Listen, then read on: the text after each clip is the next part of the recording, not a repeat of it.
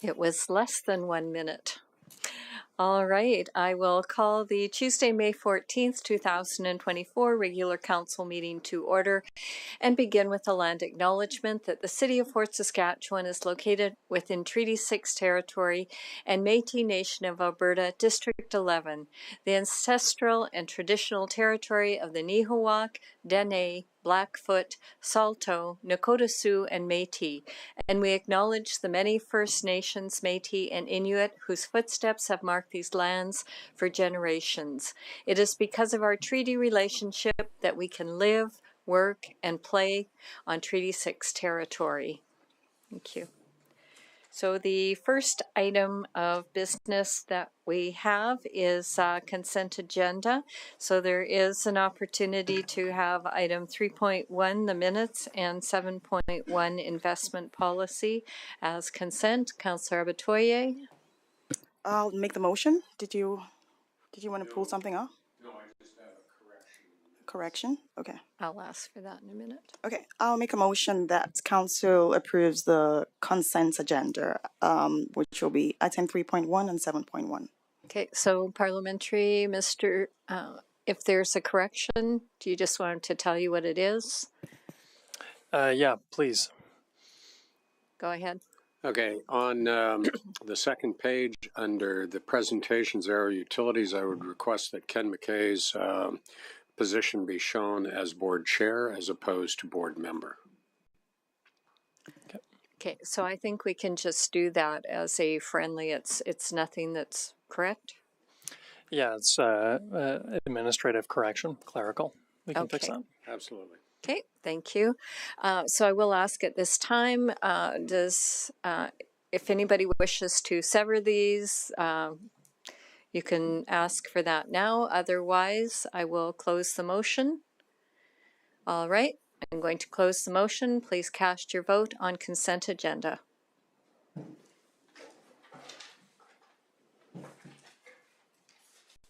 And that is carried unanimously. Thank you. For delegations, we have one individual who has pre-registered.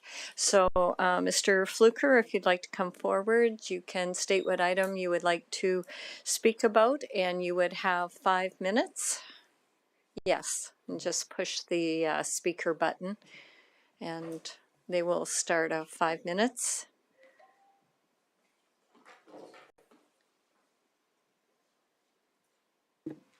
Yeah, so just state your name and which item, and move the I'm mic. here in respect to the municipal bylaw to address Lions Phase 2 expansion loan. Can you, okay, and that's regarding the loan? Yep. Okay, so the item is only about the loan? In my estimation, yeah. Okay. Okay, Madam Mayor, Councillors, my name is John Fluker. I reside at 10218 108th Street, Fort Saskatchewan.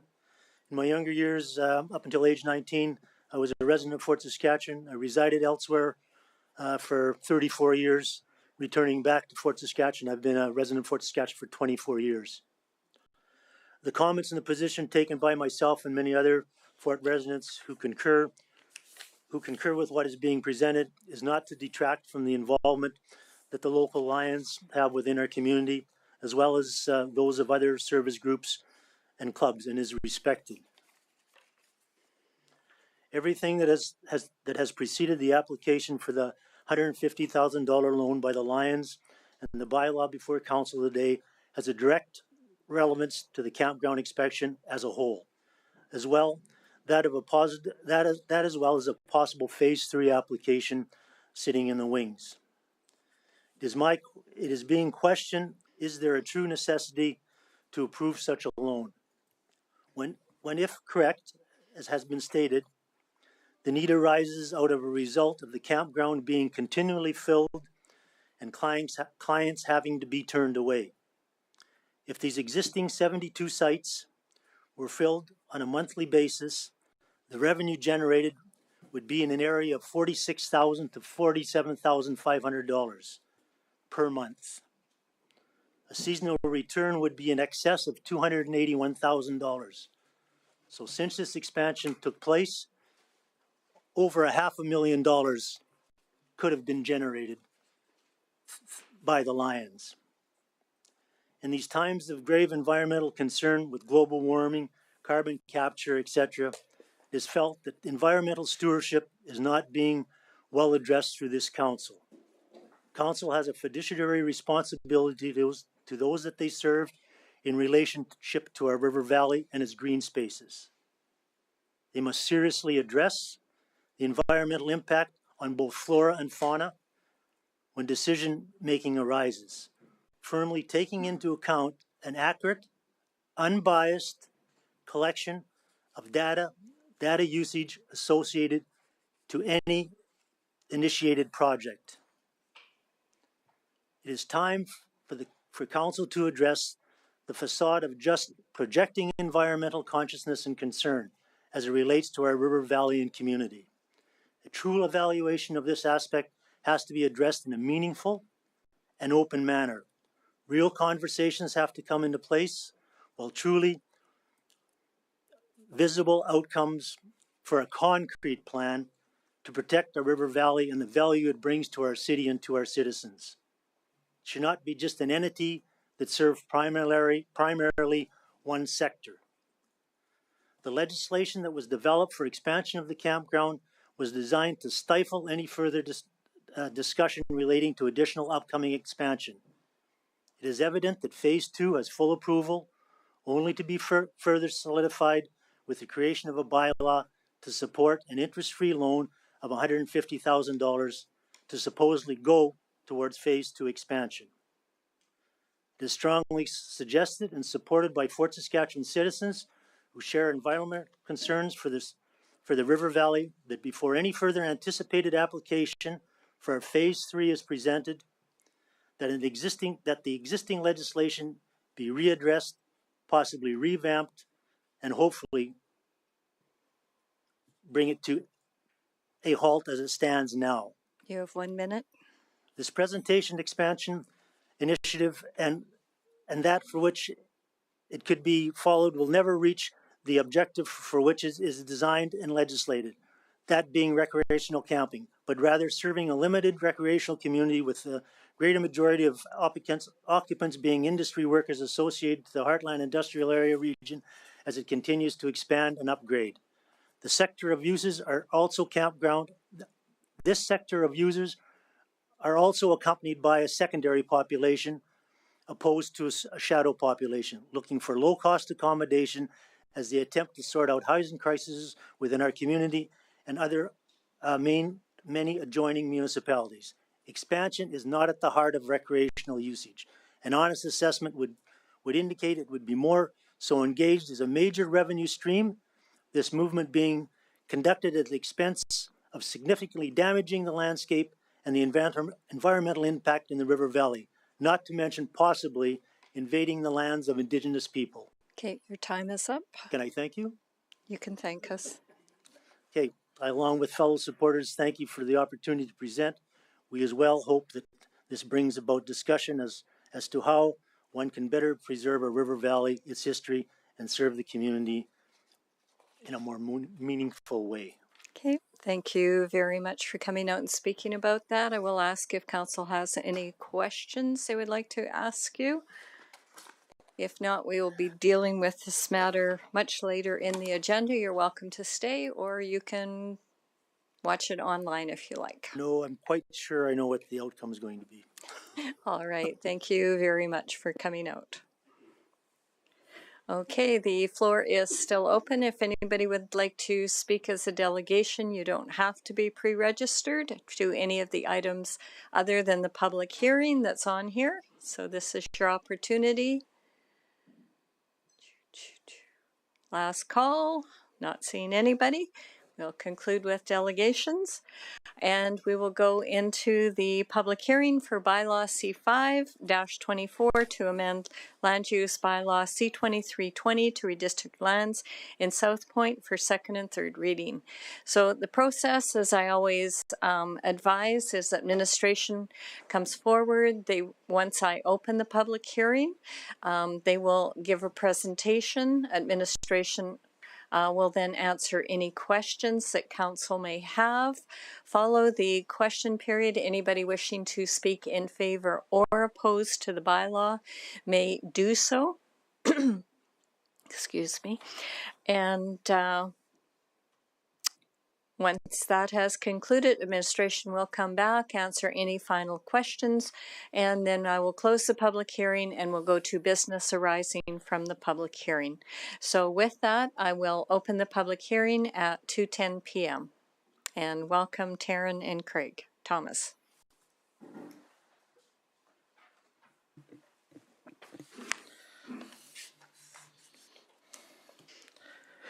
Good afternoon, Your Worship and members of council. My name is Terrence Samra. I'm a planner here with the city, and I'm here to present a brief summary of an amendment to the South Point Outline Plan and Bylaw C5-24 to amend the land use bylaw to include a special district in South Point. In the council package, a technical report was included to provide detailed analysis of the amendments and justification. To begin, in January of 2024, Stantec Consulting, on behalf of South Point Estates, approached administration regarding their next development stage in South Point. They are proposing a unique neighborhood design that would provide 4 different housing options. Allowing for different housing options serves residents of different household sizes, lifestyles, and incomes, while supporting walkable neighborhoods and housing affordability. The benefit of mixed housing neighborhood creates an inclusive neighborhood designed to meet the broad range of household needs. To accommodate this mix of housing types, the developer has proposed a new special district called the SLDR, South Point Low Density Residential District. This would only be used in South Point. The proposed redistricting site is in the undeveloped part of South Point neighborhood. It is west of 94th Street and the Sienna neighborhood and south of a stormwater management facility. The development connects directly to 94th Street and Ontario Road and is in proximity of South Point Boulevard, a collector road. Multi-use trails are in the adjacent green spaces and stormwater management facility, which provides connectivity for active transportation users. Townhouses and single detached dwellings are located directly south of the proposed area along Elliott Wynd. Across South Point Boulevard to the south is a future commercial site with a neighborhood service node. Next, I would like to draw your attention to the district layout. This image shows how 4 different housing styles are integrated in this district.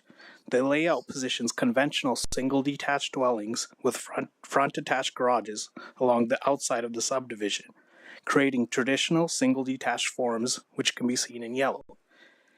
These units will back onto green space and 94th Street. Within the center of the subdivision is a varying group of housing types. This includes 0 lot line single detached dwellings, shown in pink, semi-detached dwellings, shown in blue, and townhouses, which are in gray. These blocks will be accessed through a rear lane. Additional characteristics include reduced parking requirement for the townhouse product, and the 0 lot line dwellings are required to provide a higher architectural standard on the front facade. Next, I want to speak about the conformance to the city's planning documents. Does the proposed SLDR district align with the policies of the Municipal Development Plan and the South Fort Area Structure Plan? As mentioned before, the SLDR district is creating a neighborhood that contains a mix of 4 different housing types, which will meet the broad needs of the community. This district provides more than just conventional single detached and semi-detached dwellings. There are other housing options for residents, such as 0 lot line houses and narrow townhouses. By integrating all these types of dwellings, the proposed SLDR district creates a neighborhood that provides housing diversity and market affordability, which is encouraged by the Municipal Development Plan and the South Fort Area Structure Plan. However, the outline plan is not in conformance and will require an amendment. So let's move on to that outline plan. The reason the South Point outline plan is required to be amended is because the SLDR district proposes a non-conventional housing development, which is the 0 lot line housing. Anytime a non-conventional housing type is proposed, that location must be shown on the outline plan as per the area structure plan's policy. As per the proposed outline plan on the screen, locations of non-conventional housing types, such as the 0 lot line dwellings, can be seen as the white striped areas. These areas are spread out through the subdivision. If the developer decides to develop more zero lot line dwellings, an amendment to the outline plan is required. Please note, outline plan amendments are decided by council resolution rather than by bylaw. Based on the details of the proposed district, administration supports the amendment application due to the policies of the Municipal Development Plan and the South Fort Area Structure Plan. The proposed special district demonstrates and aligns with the Municipal Development Plan's policies through site design, housing diversity, street-oriented development, and through affordable, inclusive, and housing diversity for all residents. The proposed special district also aligns with the South Fort Area Structure Plan by providing a variety of lot sizes, housing forms, which provide choice for residents in the community and are compatible with existing and proposed surrounding development. Following first reading, the public hearing was advertised in the Fort Record for 2 consecutive weeks. Notices were mailed out to properties within 100 meters of the amendment areas. Notice of the proposed bylaw was posted on the city's website and social media accounts. 3 responses were received, three responses were received, 2 of them which were included in the council package. And at this time, I'd like to answer any questions that council may have for administration. Okay, thank you very much. So just remind everyone, we are in a public hearing, so it's clarifying questions only. Councillor Kelly. Thank you. Good afternoon, gentlemen. Again, let me get back to my theme, I think, where we left off. Traffic. Do you recall, and I apologize, I just thought of this as I was sitting here, I would have given you a heads up, but the traffic modeling that we have for the area going out 15 or 20 years, Mr. Schaefer's coming forward, perfect. What does it show as this area gets developed? What does it show for traffic levels on Greenfield Way leading up to the point where we finally get an extension and a more direct route to Highway 21? So what traffic volumes can we eventually expect to see on Greenfield Way? I'll try to simplify it. Your Worship, to Councillor Kelly, and I think you hinted at it through your question. I mean, fundamentally, the traffic will increase a little bit. Your mic went off. There we go. Sorry. The traffic will increase somewhat as development happens until that point where we reach where the additional connections heading south of Dillingham and South Point Boulevard and east out of the other Meadowview Drive, I guess, extending east. Those connections are made, then that'll draw that traffic further to the south and out of the Greenfield area. But until then, there will be some increase in traffic. The models don't get into the granular in terms of what the actual increase will be over that time frame. It goes out beyond that to say it'll drop, but not the actual amount of the increase until that point. Approximately how many residences are yet to be built over in that part of the city before we get that extension off Highway 21 that we're both talking about? Your Worship, to Councillor Kelly, I'm not sure. It depends on how the planning, I guess, works out in terms of density, things like that. I'm not sure what the actual number is, and it depends on the staging of development as it comes south. And just one last follow-up, and then I'll pass the mic. Does the modeling that we've done estimate traffic volumes going forward? Because you give a very general answer, Grant, and I apologize. It's a brand new question from 30 seconds ago. Your Worship, Councillor Kelly, they if not, I'm just trying to. They don't necessarily give it a number. They'll give a rating of congestion. So it doesn't get. I know that the modeling doesn't show it gets beyond the capacity of the roadway, but that's not really the answer you're looking. It gives you what you know. The answer. Would it be possible to provide council with an excerpt of the study that talks about the South Fort area specifically? Is that available for council without too much effort? If we have it, it's easy to provide it. It's just whether it's broken down to that detail. Typically, the traffic models are at a higher level than that, but if it's within the model, it's easy to pull out. Okay, we're still in public hearing. If there's any questions. So it doesn't appear to be yet. Go ahead, Councillor Kelly. I wouldn't have hung up had I thought I could still continue. Different line of questions. Let's start with what I think to be the easiest question first. It appears obvious, but I'm looking for an answer, that this particular development would lie within our fire response 10-minute envelope. To your worship, Councillor Kelly, that is correct. Has this proposed development been vetted by our fire chief or emergency services personnel? Because I have questions around the fire security of close proximity 3-story buildings and essentially zero distance between residential buildings. So has it been vetted, and if so, what is the response? Through your worship, Councillor Kelly, there were no concerns from the fire department when this application was circulated. Wow. Okay.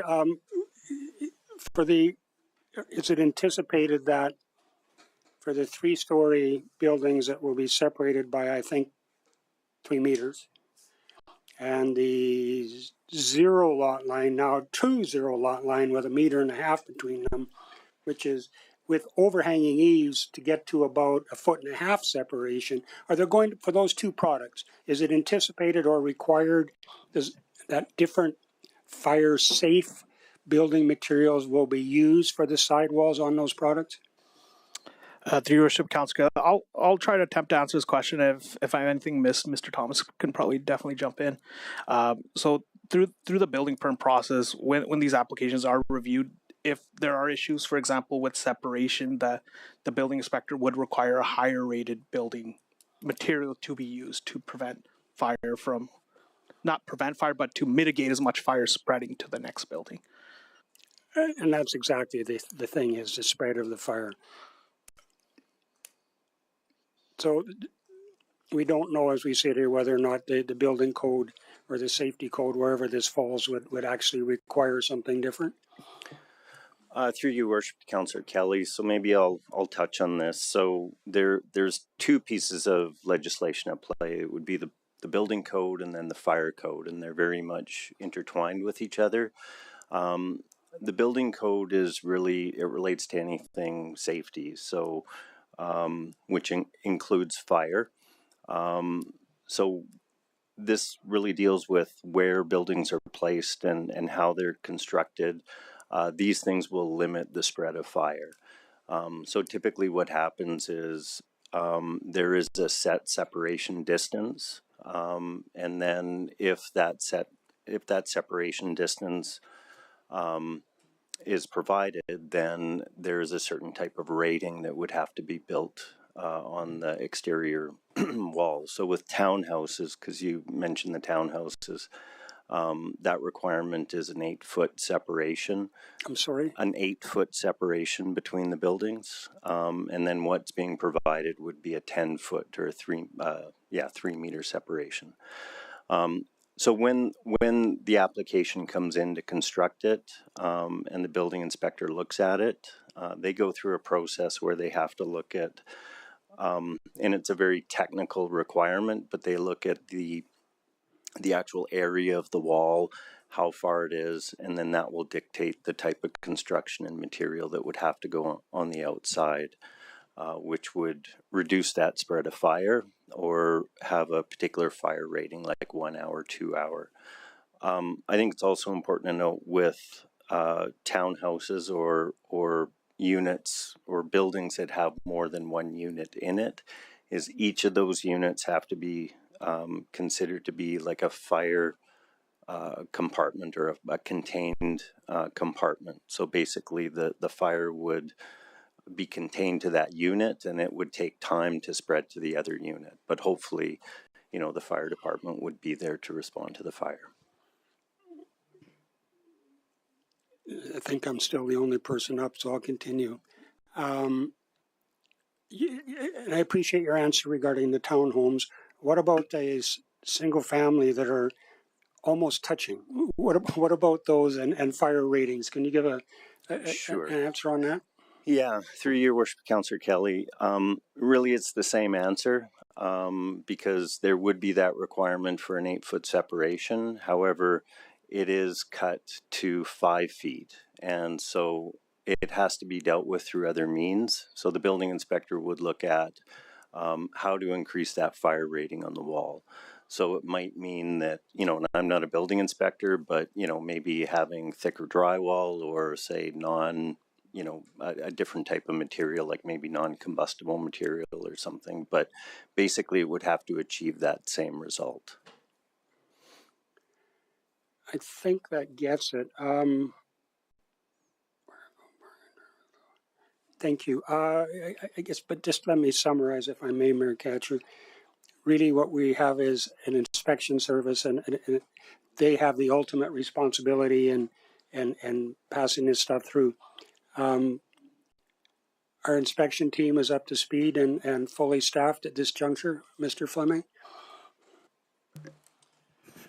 Through your worship, yes, they're quite a bit busier these days than they were previously, but we're still getting by as of right now. Thank you. I think that's my questions. Okay, thank you. That looks like all of the questions for the three of you.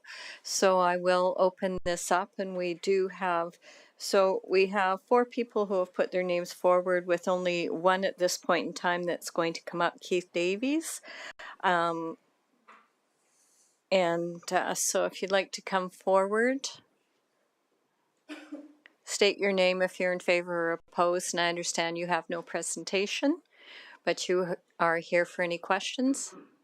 Okay, so just for the record, I'll have you state your name. Sure. So my name's Keith Davies. I'm from Stantec, and I'm here with 3 other individuals from the applicant side, and we're happy to answer any questions if you have them. But like you said, we don't have a presentation per se. You are welcome to introduce them if you want. Okay, it's Chris Nicholas and Dhruv Gupta and Dave Armstrong. Okay, thank you. Okay, so they are here to answer any questions. So if Mr. Davies can't, he will invite some of his colleagues to come forward. So, Councillor Kelly, clarifying questions. Thank you. Good afternoon, gentlemen.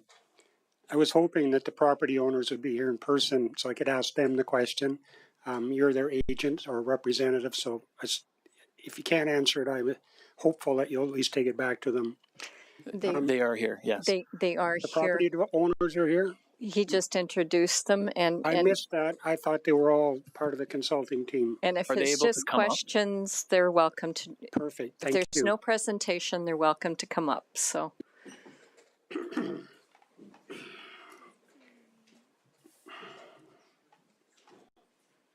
No, I thought they were all part of the same team. So my question is, and you heard my question, I'm sure, from a few minutes ago, regarding the flow of traffic through Greenfield Way to access and egress the eastern portions of South Fort and Sienna for any traffic headed south.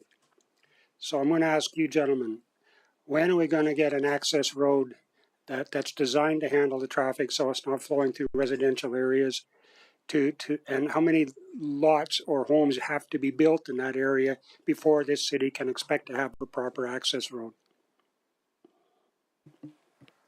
I think that's a difficult question for us to ask because we don't own the land that you're asking about.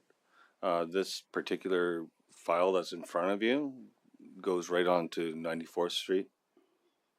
I don't think it's going to have any detrimental effect in the congestion that you're alluding to. So I don't know how to answer your question. Okay, and it's possible you can't. I appreciate that, but I agree with you on 94th Street. But if you look at the map of the city of Fort Saskatchewan, all the traffic that wants to get to Highway 21 South exits Dillingham through Greenfield Way, which is creating issues in that part of Fort Saskatchewan. At least we hear that, okay, on a regular basis. So, but and maybe I misunderstand the whole process. It seems to me that our arterial road is to be built by the development through levies, then, Mr. Fleming, and it's up to the city to get it done. How does it actually get done, and when? If not when, how? Your Worship, to Councillor Kelly, the 94th Street extension that would wrap back in and around and tie into Southridge Boulevard would be built by the developers. The original piece would be built by the developers, but it would have to be extended south of the land that this group owns right now. So it's the next developer south who's actually building that one, or who would be responsible for building that.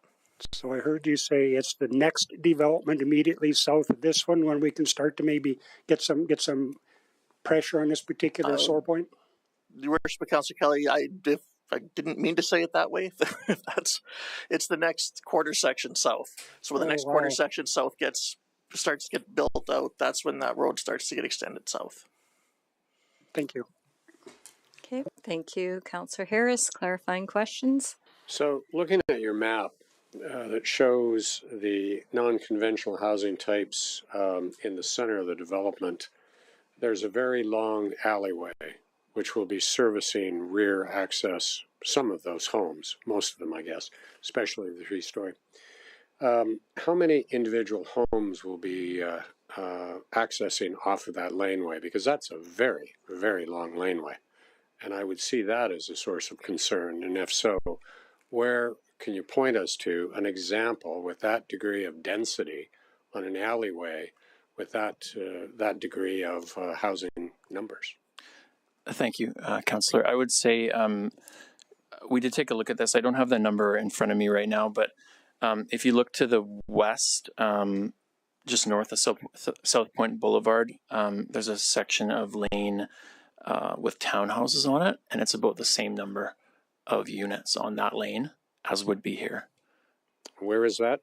Just immediately west across the Greenway, west of Ellis Bend, north of South Point Boulevard. Taryn, are you able to come and just put the map up? There are no three-story developments in that area, though. Just talking unit-wise, so vehicle count. Yeah. Okay. So this is not in common is what I'm kind of getting at. No, we see it quite often throughout the region, actually. Oh, the other way. Yeah, exactly.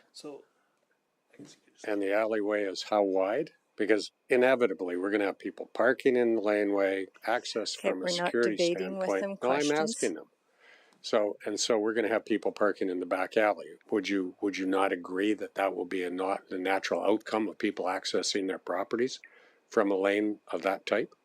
People would certainly access. I don't know if we've seen issues to date with that. And I think there are two stretches along the lane. I don't know if we can bring that up here, but that have front drive. So the semi-detached would be a 50% front drive, 50% lane access. So you'd have a good number of those units would be not accessing the lane. So the bottom line is you're saying this is becoming more common all the time within the development community? I would say so, yeah. For some years now, it would be, yeah. Okay. Councillor Harris, it's almost typical of everything we're doing right now, especially with a break in the lane. Like, we wouldn't want that as a straight stretch, but the break, so it's being accessible. So this is fairly typical of what we're doing in the region. Okay, thank you. Okay, thank you. Councillor Blizzard. Hello, thanks for non-presentation. Just going with this parking thing. So how many parking spots are in, and I've got all the categories, in a townhouse? How many parking spots would be built for it? So the current zone has one per unit. These are smaller townhouse units, similar to what you've approved already in the city, larger than actually the minimum you've approved so far. Okay, zero lot line? They would have two. Two, yeah. Single family? They would have at least two. The minimum would be two. And what about the semi-detached? Same, two. Okay, because to me, parking can be an issue, but we're not debating that here. I think we took a look, and overall it would be about 3 stalls per unit average for the whole zoned area. Well, you just told me 1, 2, 2, and 2. So we'd have street parking as well. But So- street parking, yeah, we're not debating that. We'll talk later. Thank you. Okay, thank you. Just a question for you. I'm next on the speaking order. So the development's going north. So across from South Point Boulevard, you have a commercial area. Do you know when you might see some development on that? I'm sorry, I don't. I could circle back with council on that. We do have a purchaser for that. Again, it's always getting the user, Mayor Ketcher. So, but I don't have an answer for you right now. But I'm happy to circle back and give a time frame. Okay, and then just second question. So from this development, there'll only be access onto 94th Street and South Point Boulevard. Those are the two access egresses. Correct. Yes. Okay. Okay, great. Thank you. And I'm going to take one more. And the market demand for mixed use neighborhoods. Can you just talk about what the market demand is? I could, and I'd make some stuff up for you, but if I could defer to my, I've Daru from Cash and Dave Armstrong from Pacesetter, if you don't mind me deferring. No, that's fine. Hi, I'm Dave from Pacesetter. Yeah, the market demand for having a mix is great. The one thing we're finding that's a challenge is when people grow up in a community and they want to buy their first home, they have to move quite a ways away, and this allows them to stay closer.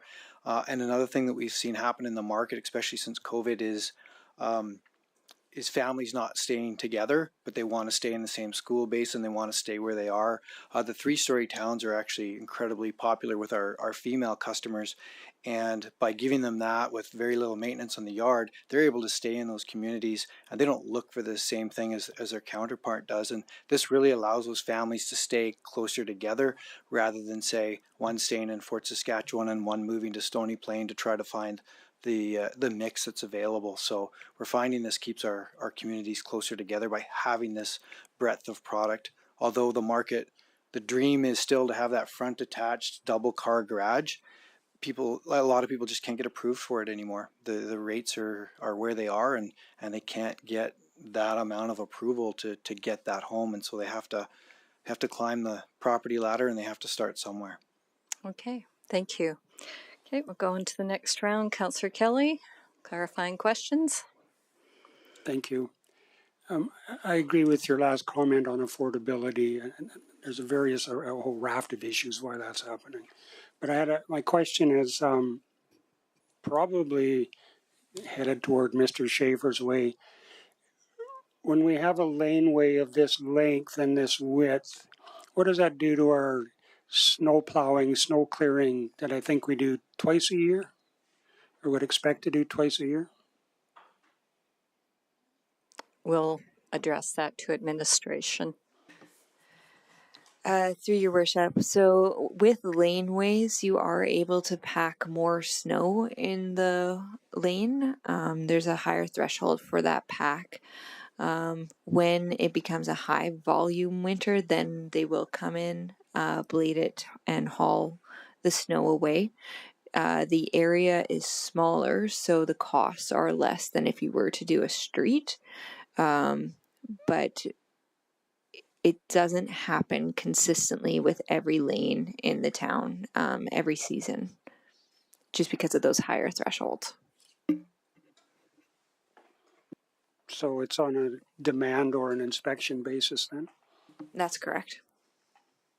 And in terms of cost per lineal foot, is it 1.5 times or 2 times? Give me a ballpark, please, Janelle, if possible. Yeah, per linear meter, it's less because the carriage width is less than a street. But of course, we have the street in front, so in fact, it's on top of the street because we have 2 road surfaces we have to clean. If the street has to be hauled, that would be correct. But with these streets, there is more room for putting snow on the edges because it has less driveways facing them. So it really depends on the street and the season. well, you and I are dancing here, but we're not getting to the point. If I might one more time, and then I'll leave it alone. I understand we typically don't haul away on the streets, but in the lanes we will have to haul away. So back to my question, what's roughly the additional cost of having lanes, and secondly, longer laneways such as this one? Through your worship, we have done the analysis and some calculations on this. What we find is that having a lane can reduce the cost of snow because you have the ability to store on site on the streets with the boulevards without driveways. Again, it depends on the season. It depends on the conditions of the road, but we find this model can be more efficient. Okay. All right. Thank you. Okay, thank you. Councillor Harris, question? Yeah, so I counted upwards of about 70 some odd properties backing out onto that laneway. So looking at the map that shows kind of the actual, call it this, the site pockets and whatnot, the ones on, so this is shown in our package as, it's within the maps. So the ones with the gray, portion on it showing 34.12 meters depth, 7.09 meters wide, thereabout. Those would be the zero lot lines, correct? And then there's 3 areas. I think you can move the presentation to show that. Is that the one you're talking about? Yeah, kind of. So the purple, again, I don't know what you guys see as purple, but I see it as purple. So the purple are the zero lot lines, and then there's blue, and then there's green. So which ones are the 3 stories? The purple ones? The green? Okay. All right. So those will then have rear garages, correct? Yeah, it'll have a driveway and a garage. Okay. Off the lane. Off the laneway. Okay. Yeah, so you'll be able to get an F-150 on the driveway and a standard SUV in the building pocket itself. Okay. All right. Okay. That's good clarification. Thanks. Okay. Thanks. Councillor Abatoye, questions? Yes, just a really simple question. So assuming this went through and is approved today, what's the timeline for construction to begin? We'll need a little help from your administration, but this year. This year? Okay, thank you. Okay, thank you. That looks like all of the questions. So thank you very much for coming out. You can take your seats and we'll be dealing with this shortly.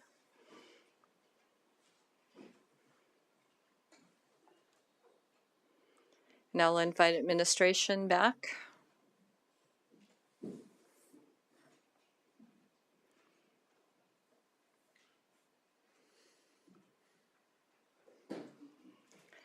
Are there any final questions for administration? Clarifying? Councillor Abatoye? Actually, just out of curiosity, so if we added this zero lot lines, what does it take the total number of zero lot lines in our city to? I know it used to be about 100 and I want to say 39. And if you don't have that number, you can send an email later. Through yours, Councillor Abatoye, I definitely didn't expect that question, and I don't know off the top of my head. That's okay. Thank you. We can send an email later. Thank you. Okay, thank you. So that appears to be all of the questions. So I'll close the public hearing at 2:43, and we'll go to business arising from the public hearing.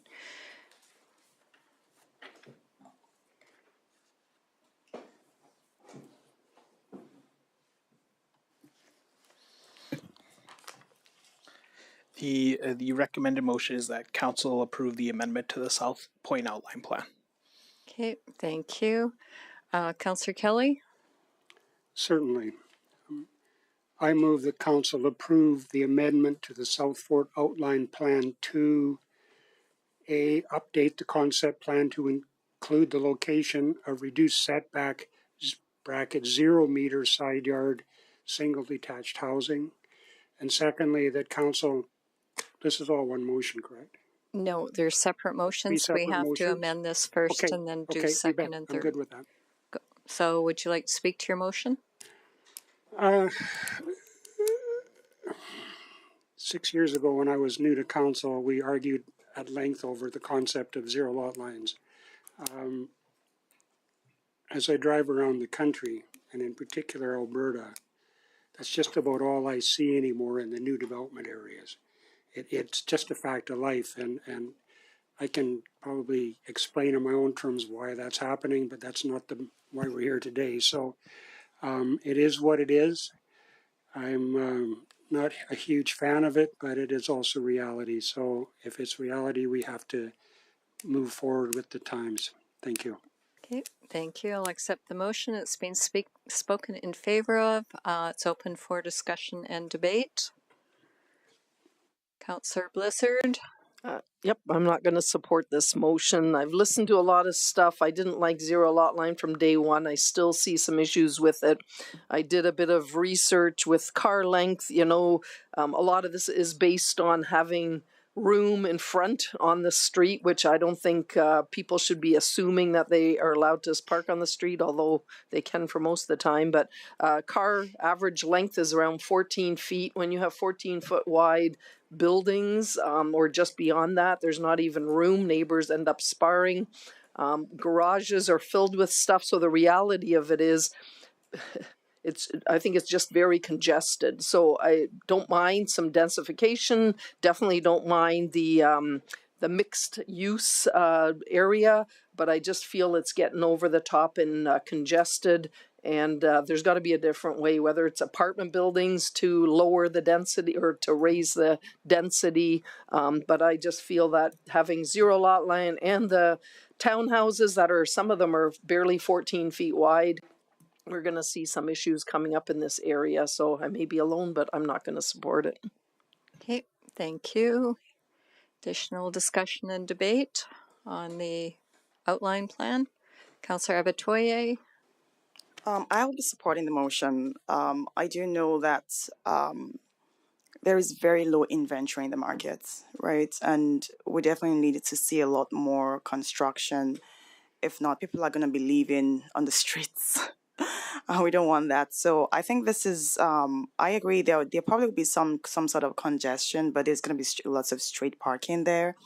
And I honestly like the mixed use there. You know, I think they've been really creative with just finding a way to make it work. You know, with the single family and, you know, the smaller density and smaller houses. So I'll support the motion, especially because I know that a lot of people are going to be moving to our city in the next few years and they're going to be looking for places to live.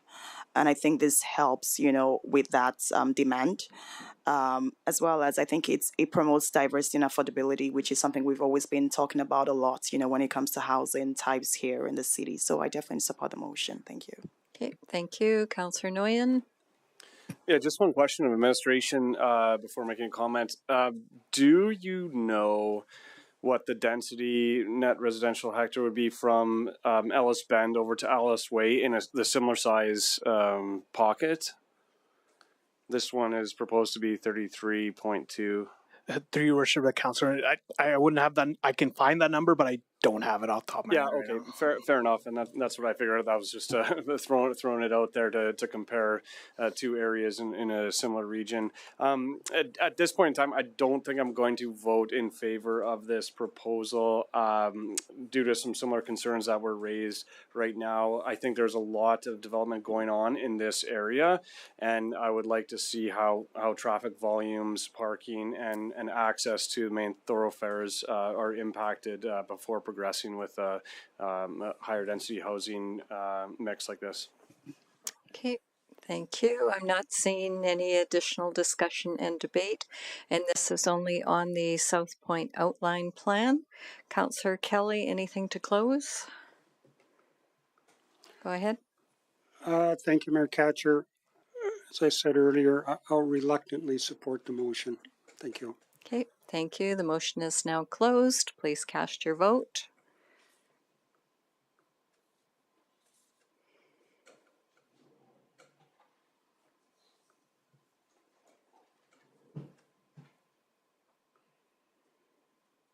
And the motion is carried 5-2. Thank you. And continue on with the next motion. Go ahead, Councillor Kelly. Thank you. I move that council give second reading to bylaw C5-24 to amend land use bylaws C23-20 by adding A and B as distributed in our package. Thank you. Do you wish to speak in favor? Nothing to add. Thank you. Thank you. The motion is open for discussion and debate. Okay, I'm just going to add my 2 cents. I do support this. I think administration has worked with the developers. It's really interesting to see this concept, and to have the different mix, I think, is going to be very unique. And the sooner the development can get going to the south, as we continue on, the sooner we'll see some roads built out there. So, got to get the development to get the roads. Okay, Councillor Kelly, anything on close? Nothing further. Thank you. Okay, the motion is now closed for second reading.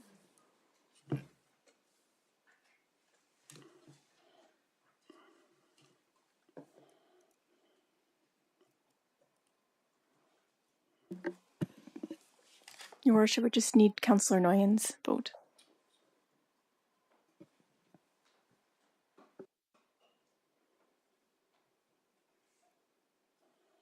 Motion is carried 5-2. Go ahead, you can continue with third. You bet. Thank you. I move that council give third reading to bylaw C5-24 to amend land use bylaws C23-20 by adding A and B as described in our package. Thank you. Do you wish to speak in favor? Nothing to add. Thank you. Thank you. It's open for discussion and debate. Not seeing anything further. Anything on close? Nothing, thanks. Thank you. The motion is now closed. Please cast your vote.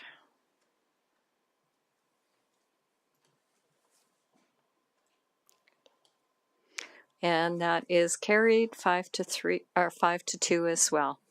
All right, thank you very much. And for the development community who's here, you're welcome to stay, but you're also welcome to leave. We won't hold it against you.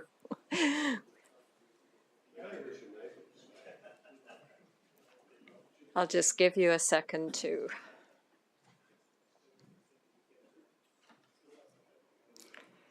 Okay, and while they're taking their leave, the next item, investment policy, was done under consent agenda. So we will go on to RCMP, annual policing priorities, and we have Inspector LaRocque.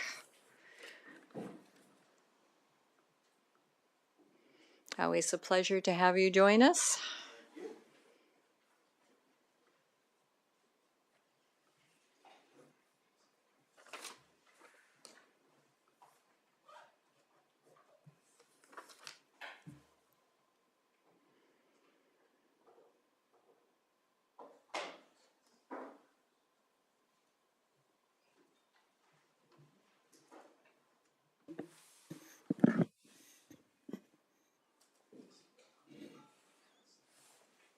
Someone put it up. Oh, perfect. It's down there. Probably that one right there. Super. Thank you. Okay, thanks very much. Good afternoon, Mayor, Council. I'm here today. I was supposed to be with Corrine, but she is sick, and so she's sent me with her regards to talk about our 2023-2024 annual policing plans, and look to you to recommend our 2024-2025 annual policing priorities.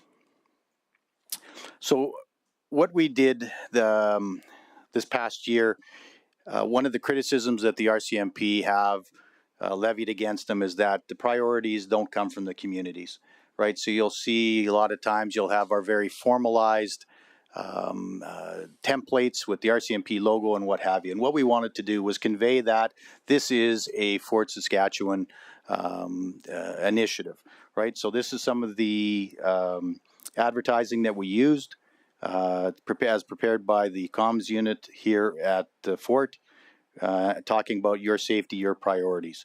So we invited people to talk to us and come and visit.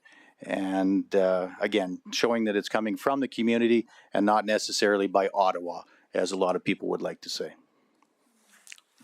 So in terms of community consultation, These are some of the things that we did. Again, we had the RCMP Community Town Hall earlier this winter. We had the community survey on policing priorities, and prior to my arrival, we had a survey done, and we decided to run it again to see if what type of results we had in terms of comparison. The third thing we did was the policing committee is going to them as representatives of the community to ask, okay, what should some of our priorities be? And by utilizing our real crime data analysis to take a look at what we're getting in terms of crime and calls for service, and looking at how best to set out our priorities. So our 2023-2024 priorities, we had 3 of them, and I've been before council before and kind of alluded to them, but today we'll talk in a little more specificity. Our first priority was traffic safety and enhanced road safety. And from sitting through the previous session, I know that congestion and roads and that road safety is very important to this council. So some of the initiatives that we did over the last fiscal year, we had 3 option 4 education sessions, and what those are is, as opposed to someone getting a ticket, they are invited to come to an education session put on by our combination of the municipal enforcement and our traffic unit here at the detachment. And if they come to the session, the ticket is not processed. So 3 option 4 education sessions were done. The offenses that we concentrated on were stop signs and red light violations, speeding in school zones, and distracted driving. So 150 tickets were written over the year over those 3 sessions, with 83% of the people choosing to come and take the education portion. And from some verbal feedback from certainly my members, they were sound education sessions that people enjoyed. Our second initiative was to conduct road safety presentations. And so over the year, we had 9 traffic safety presentations. Those included the ones that we did in the or the option 4, education within the schools. Our SRO did some general ones that she does throughout her her normal curriculum.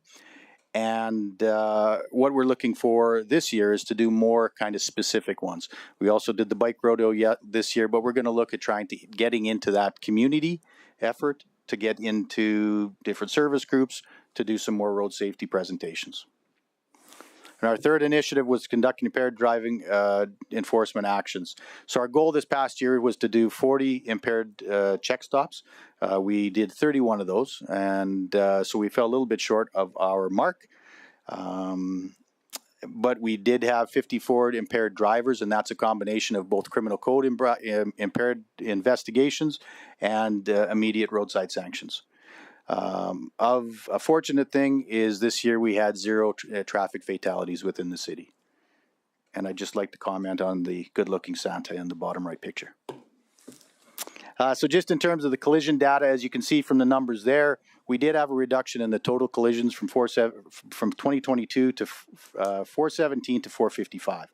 A not so good thing is the major injuries, and they went up from 2022 to 2023, 2 to 19. And we're starting to see that in crosswalks and with bikes and things of that sort. So that's where a large part of those were made up. Our second priority was the community relations and visibility of police. So our first initiative was the Policing Victim Services member to meet with the public, youth, and groups within the city. So that constable is Sarah Bolton, and between herself and the SRO, there was 280 documented interactions with the public, youth, and groups. And I think you can see from different things on the internet is that Sarah is out in the community doing different things a lot of the times. Just a real quick thing, 2 pictures on the left was at our RCMP 150th barbecue. Bottom right was at the senior tea, and then of course Sarah out doing her thing. Initiative 2, the school resource officer presentations in the school. And like I mentioned, the SROs, Constable Lauren Mowbray, thank you. is delivering presentations in the high school to comm classes, reading week, youth action committee, violent threat risk assessment. And I can say that the feedback that I get from the schools about Constable Mowbray in there is very positive. And she's doing a great job. She also attends parent council meetings. And so in terms of the education, she's doing drug education, alcohol and vaping, crime scene analysis, dangers on social media. And one of the things that I got some really positive feedback was her candor when she was dealing with the sextortion issue that's out in the community right now with young people. And what we got back in terms of the positive feedback is she was using respectful yet very direct terms. And that's what the kids appreciated. They didn't want it sugar-coated. Initiative 3 was to establish an RCMP detachment Facebook here in Fort Saskatchewan. And so our comms unit based out of headquarters has been fighting with Meta for over a year to get the different rights just the way we would need to run it. So that didn't work for us. But on the plus side, what we did is we teamed up more with your comms unit here at in Fort Saskatchewan proper to do some of the work for us. Again, to my initial point is using them to spread our messaging, again, conveys the fact that it's a Fort Saskatchewan thing and not an RCMP issue. But they've been very, very supportive of us, and we thank them for their use. Our third priority was crime reduction and property crime. So our first initiative was to develop the capture program for city residents. And what that is, it's a registration of people's surveillance systems on a website that basically a member in our detachment would have access to. And so if a crime happened on a certain block, we could go on there and see who might have surveillance video. We would then go to the people and say, hey, listen, we had a crime out there on Tuesday at 12:55 a.m. Could you please check your surveillance video and see if you have anything? And then they would check their surveillance video and they would come to us. Again, it's not Big Brother monitoring their video, their surveillance video. It is no more than just a linkage for us to find out who might have surveillance video. So again, we didn't get that rolled out locally because it was kind of thrown out by our Community Safety and Wellbeing Directorate in K Division. But this year we will be doing some more work to try and get that up and rolling. And we're also looking at doing that in some of our rural communities as well. Initiative 2 was crime prevention through environmental design presentations. Again, education, all education is good education. And so we had a representative, again, from the Community Safety and Wellbeing come out and do crime prevention presentations and assessments in the city. And so that's showing people what they should be looking at with regards to how to target harden your house, whether it's some extra lighting, whether it's cutting down some bushes, whether it's not leaving things in your vehicles out on your driveway or the street in some cases. So again, it's that education that we're trying to move forward on. So we were good in getting that rolling this year. And our last in terms of is conducting compliance checks. So we did 135 compliance checks this past year, and we do those on people that have court-ordered conditions. And again, you got to take the positive. 96% of those didn't result in any type of a further criminal action, so they were compliant, and that's normally the curfew one. So if someone's in their house at their designated time from the 2200 hours one night to 0800 the next morning, and they're there, well, that's a good thing because they're not on the street doing other things. I was at another session last night in one of our small communities, and they say, well, are you guys doing it like during the day?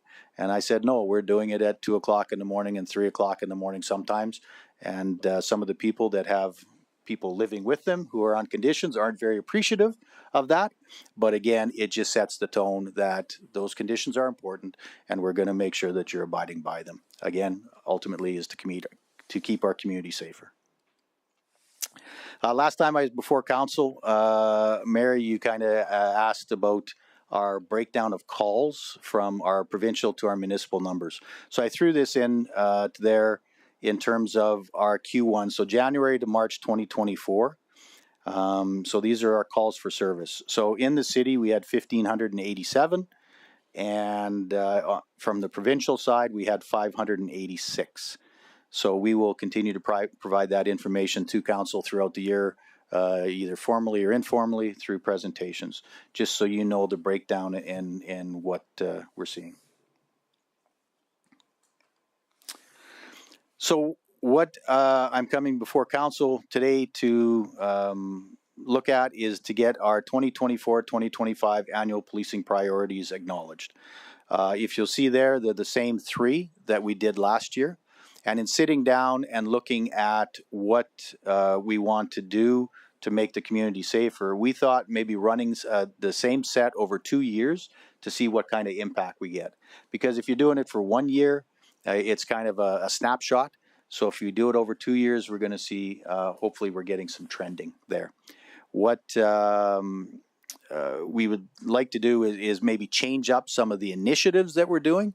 And so that's where we're going out to different elected bodies and community groups to say, what more things can we do within those three larger priorities for the year. So those are the priorities that we're proposing for the year 2024-2025. All right, thank you very much. So we'll go to questions first. Councillor Kelly. Good afternoon, Inspector. Nice to see you. I was going to ask you why we didn't change the priorities. Put crime prevention as number 1 and traffic as number 3. I think you've already answered it. You want to try a 2-year run at similar priorities, and I can live with that. So maybe next year we'll have that conversation. I do think, though, and I know it's not a debate, but I'm going to offer a comment that the survey kind of mirrored as I read through this, I read the survey after your report, and in my mind, crime prevention is important, and the survey results, the community survey, I think, backed up my thinking. So I just offer that out to you. Now, answer this if you can. In terms of the priority 1, 2, and 3, how do you allocate resources in your detachment to actually go to each of those priorities?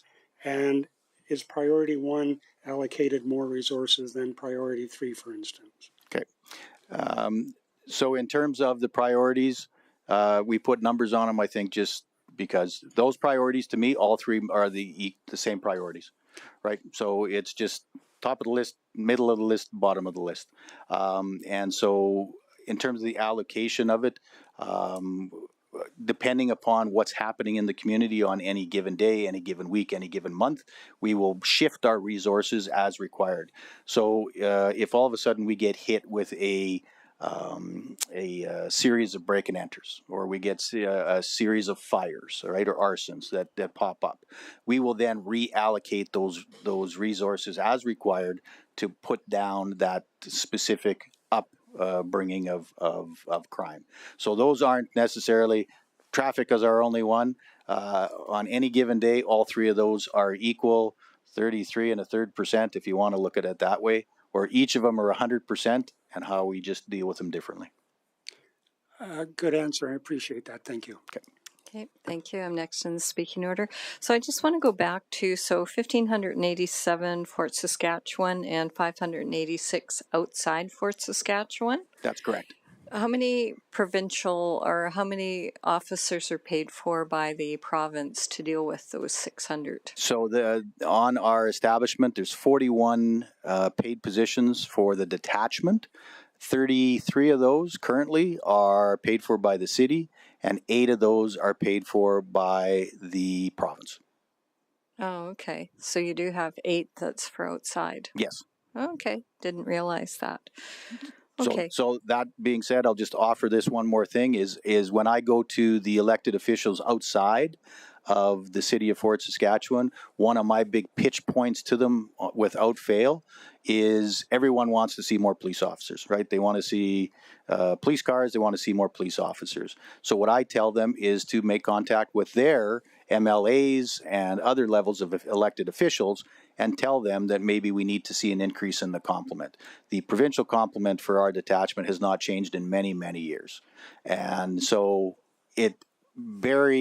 or Inspector LaRock going before someone and saying, hey, I need 2 more provincial positions, doesn't really weigh a whole lot. When you start getting the citizenry coming forward and saying, listen, I think we need to have more police officers, it is more impactful and more compelling. Okay. So when, and it's not Fort Saskatchewan related, but so when your officers are out in like Lamont County and Bruderheim and that, do you ever talk to their schools or principals or the trustees to ask them about, do they have SRO officers that go out there? So we don't have any, we don't have the SRO. So the SRO that's paid for by the city works in the city. We do have members that are attached to the school in terms of liaisons, not so much school resource officers, because school resource officers are very much a dedicated entity that goes in. So we do have liaison positions out in Bruderheim and Lamont, and they will go in and do different presentations and things of that sort, but not to the dedicated level that the SRO is doing within the city here. Okay. And we have one SRO. We have one SRO position, enhanced funding that is paid for, but in, again, the schools within the city, we have members dedicated or members assigned as liaisons. So if something needs to go and do in one of the schools and Constable Mowbry's not available, we will try and generate that or make that happen by the other liaison. And then again, we're very flexible where we will use those resources to try and give them the service delivery that they're looking for, as long as it's not too tough on our resources. Okay, great. Councillor Blizzard. Hi, thanks for your presentation. Couple of questions. That capture thing really sounds like such a great idea. Does it actually, and I know you said you haven't used it in the fort, but maybe you've heard from elsewhere, does it actually help with arresting people? Because I have heard that the videos sometimes are so grainy. It is. So it's been used in other communities across the province. Red Deer has had it for a while. I think there's a bit of a reluctance because of the stigma that the police are looking at your video. So I think even though we're saying all you're doing is registering your name, we're not coming in through some spy thing and watching everything. So I think there's some reluctance on that. So I think that's something we got to overcome with some education and with some dedicated commitment to it. So in terms of the video, yes, it's like anything. We can take a picture of a spot on the sun, but we can't get a picture from 6 feet away of someone's face. So it does all come down to that video and the quality. So again, it might not necessarily be that nail in the prosecution that we need, but it certainly can maybe guide us in terms of finding someone. So yes, the better quality video is always better, but we'll take what we can get. And they do get better all the time. They do get better all the time. One more question, pathways. I walk a lot of pathways. Do RCMP patrol them, or is that our bylaw? So I think it's a combination of both. I know we each have bikes that will be pushing out here soon. I know we have a couple people that are trained to ride the bikes, and I'll let Ben talk about the MES people. But yes, we'll get out there and go through the pathways and try and do a little more work. Again, to Councillor Kelly's point is there's so many competing priorities. It's about what we're going to put our efforts on, and looking back at the survey. Right, pathways did come up in that as well with regards to the safety on the pathways. So we know it's an issue, and we're certainly going to put resources to it based on everything else that we're asked to do. And I asked that because I saw recently like a regular motorcycle and maybe just scooting from one yard to another, but he was on the pathway system. So I definitely feel they should be somehow patrolled. Hard to catch someone like that though. Would it help? Maybe this is 1/3 question. Can I ask one more? Would it help if we had some kind of a speed limit or some guidelines? Because I sure find some of these new, the e-bikes, and I know there's different pedal assist and whatever qualities, also the scooters, unbelievable the speeds that they go down. That is an evolving sense of path and road safety that laws will probably not keep up to the generation of new equipment. I would have to sit back and get some smart people to look at that and see if putting speed limits on pathways is the way to go around it, or to deal with it. Again, if we legislate everything sometimes, I think maybe we could over-legislate.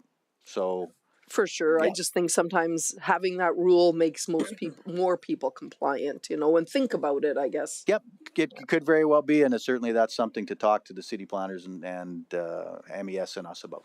Thank you. Thank you. Councillor Macon, did you have a question? Did I lose you on there? No? Okay. Councillor Kelly?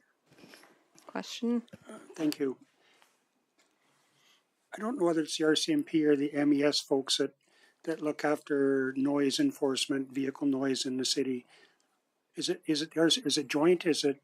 So it can be joint, but primarily the MES are tasked with doing that because they have purchased the sound equipment or the sound detection equipment to do that. But I can tell you this from my window being open on some nights, yes, there is certainly some excessive noise from vehicles in and around the community.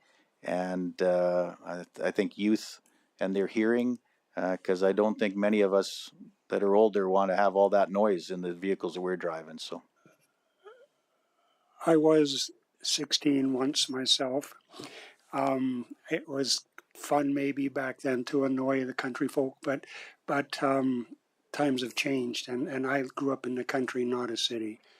I think we have municipal people coming up to talk about the radio system, do we not? Next. And I can ask my question on noise enforcement at that time. Really, my question is, and I put it out now. Seems to me council fairly recently approved the equipment, and there was to be training in its use. Have we had any programs to actually tackle the noise problem? Because I, like you, hear it through my bedroom window every night now that it's spring. So Mayor, if you're okay, we could maybe bring Ben up to answer that I question. was just going to say he's next on the agenda, so he might as well come up and we can kill two birds with one stone. So I don't know if you can say that anymore.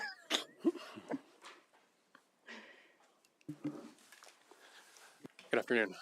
So yes, we have measures in place to deal with vehicle noise for sure. It's within the bylaw. We have the certain decibel levels for a vehicle at idle, as well as the threshold when it's operating at certain level of RPMs.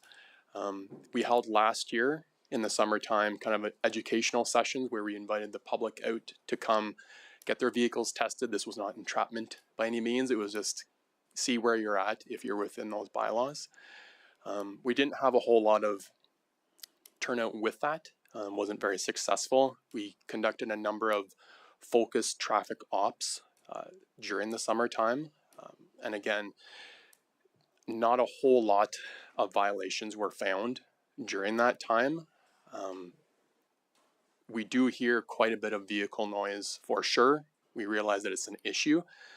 The problem that we face in terms of catching these vehicles is as soon as someone sees us, they're not revving their engine.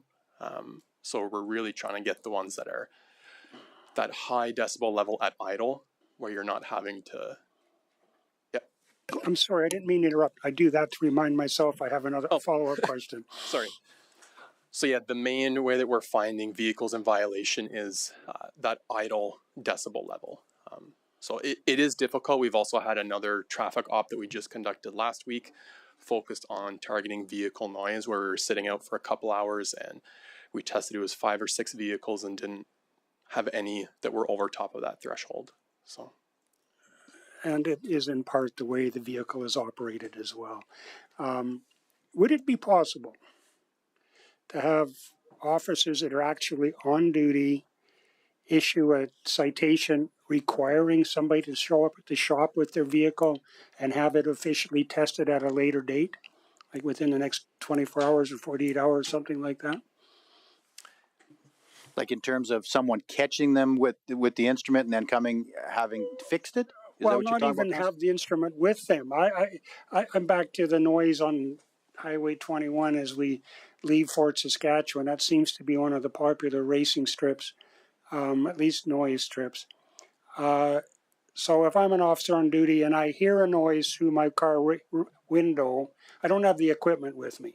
Can I not pull a vehicle over, issue them a requirement to show up at the station and have their vehicle noise tested within a specified number of days? I don't think that we would be able to have them come and get their vehicle tested, but there is provincial legislation for issuing a violation just based on excessive noise, and it wouldn't be related to our bylaws. It would be a provincial offense. So we can go that route. I don't know if we can require someone to attend the detachment to have their vehicle tested. If we were to go the actual decibel route, we'd have to have that equipment on us. But there is provincial legislation Okay, thank you. that And gets around it.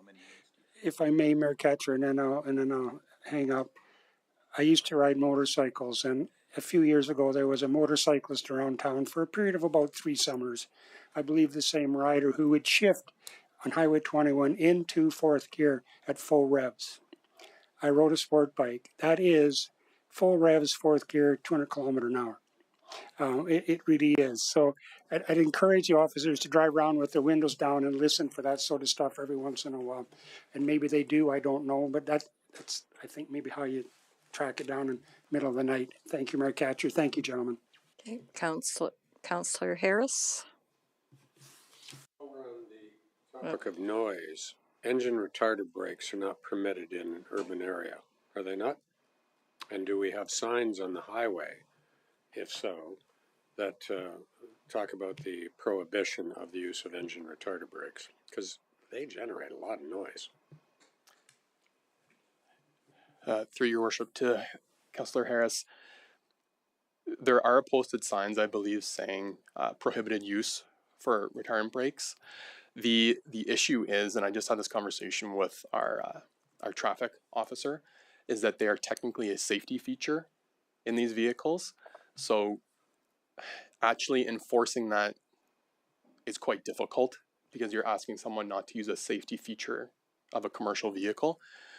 So it kind of puts us in a sticky situation, but it is technically, I suppose, illegal to use those brakes within the city of Fort Saskatchewan, and it is posted. It just becomes a judgment call on an officer's part as to are they being used excessively, perhaps, because it is a safety feature of the vehicle. Okay, thanks. Okay, thank you. Looks like all the questions. Councillor Macon. I can make the motion if there's nothing else. Okay, go ahead. I'll make the motion that Council adopt 3 strategic priorities for April 2024 to March 2025 as outlined in the RCMP Annual Performance Plan Year-End Report, being traffic safety, police community relations, and crime reduction.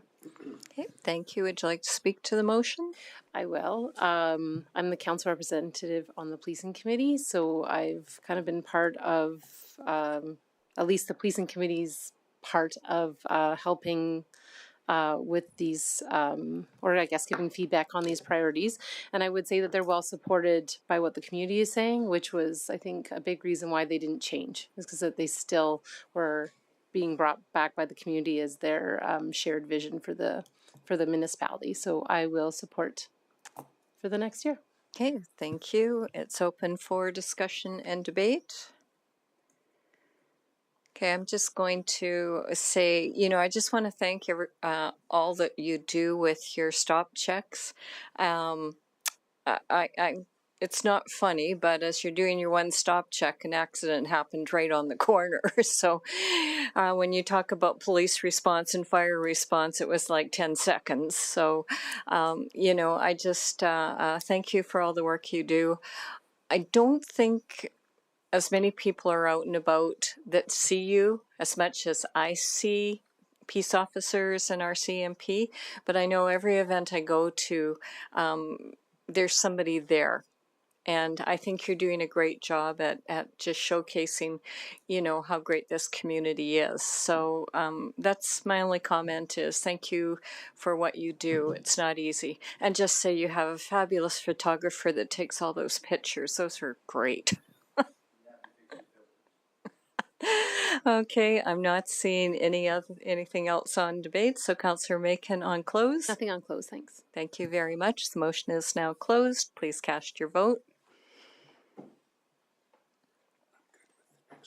5 minutes. Oh, after. Okay. Okay, and that is carried unanimously. Thank you very much. All right, so we're going to continue with you, and then after, thank you very much, Inspector. So we've got Ben Sharps, Supervisor, Municipal Enforcement Services, and he will be presenting the next item.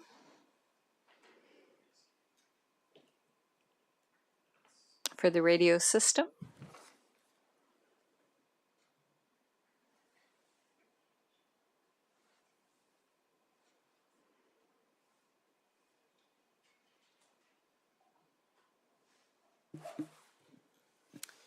Good afternoon, Your Worship and members of council. My name is Ben Sharp, and I am the Supervisor of Municipal Enforcement for the city. And I'd like to thank Inspector Larocque for sitting through this presentation as well. If there's any questions that I can't answer come the end of this, if Inspector Larocque potentially can.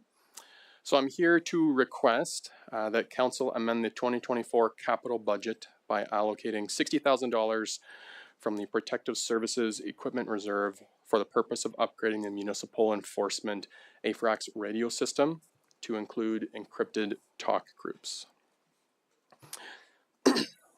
The Alberta First Responders Radio Communication System, AFRAX, is a two-way radio network for first responders in municipal, provincial, and First Nations agencies across the province. Municipal enforcement went to the AFRAX radio system in 2018. At the same time, the RCMP had started using that system as well. At that time, the RCMP did not allow for other agencies to have access to their encrypted talk groups, so we were not included in that. We have been operating on a separate radio channel since 2018, communicating through the dispatchers and protective services. This involves the community peace officers contacting the dispatcher over our own radio channel, and then having our dispatchers relay that message and ask for assistance to RCMP. The system can add delays and miscommunications at times. So in October of 2023, the province and RCMP reached an agreement to allow peace officers to have access to these RCMP encrypted talk groups. The RCMP have started the process to onboard agencies to have access, and I wanted to get this process started as soon as possible.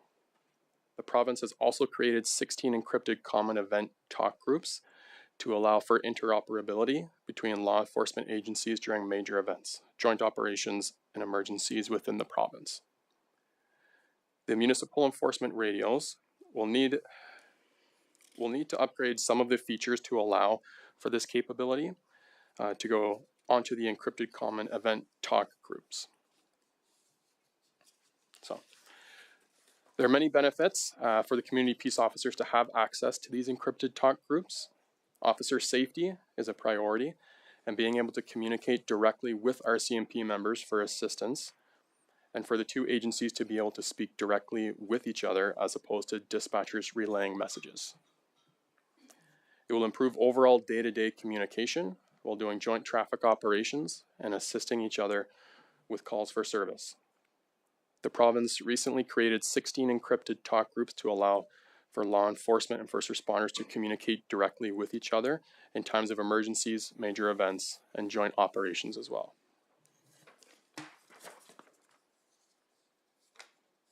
So the cost to upgrade these radios with these features is $60,000 and will be funded from the Protective Services Equipment Reserve. The radios are due for life cycle replacement in 2029, and we will do an assessment at that time to determine if they need any replacing. The reserve does have sufficient funds for this upgrade as well as replacement in 2029. So the recommendation from administration is that council amend the 2024 capital budget by allocating $60,000 from the Protective Services Equipment Reserve for the purpose of upgrading the municipal enforcement radio system. So thank you, and I'm happy to answer any questions that you may have. Okay, thank you very much for your presentation. I'll open it up for questions.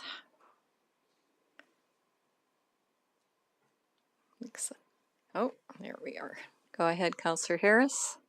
So obviously we hear in movies that people are always monitoring police channels. You're talking about encrypted radio technology.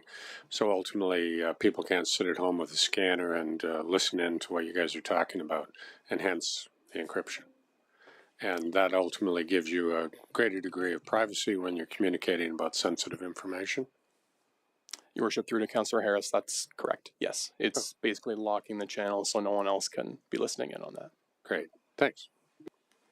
Okay, Councillor Nguyen. Yeah, along those same lines, I spoke with someone a while back who's involved with Citizens on Patrol in Strathcona County, and it seemed like they were using a type of radio system that they had communication directly with RCMP and bylaw officers. Would that same principle go for groups, liaison groups that are affiliated with law enforcement? So I'll take that one, Councilor Nguyen. I'm not sure who you were speaking with, but there's no one that has Citizens on Patrol, Rural Crime Watch. They don't have direct access to any of the encrypted channels. So I'm the liaison with the Heartland COP, and what they do is they will call into our dispatch if they see something or need something, and then that'll be dispatched to our members. But none of those groups have direct access into it. At one time they did, okay, but it's since the encryption came along, and because of the security clearances that are required to gain access to the encrypted channels, none of the people that are in the citizen groups, as I mentioned, would be able to fulfill that. We have talked about having an unencrypted channel vis-a-vis a walkie-talkie with them, just between our local detachment and the COPs that might be out, but that hasn't come to fruition yet because we're still relying on the calls into our dispatch and then the dispatch to our members as required. Great, thanks. Thank you, Councillor Kelly. Whoops, just a second. Go ahead. There, we got it. I'll start over. If nobody else wants to or is okay, I'm certainly prepared to make this motion.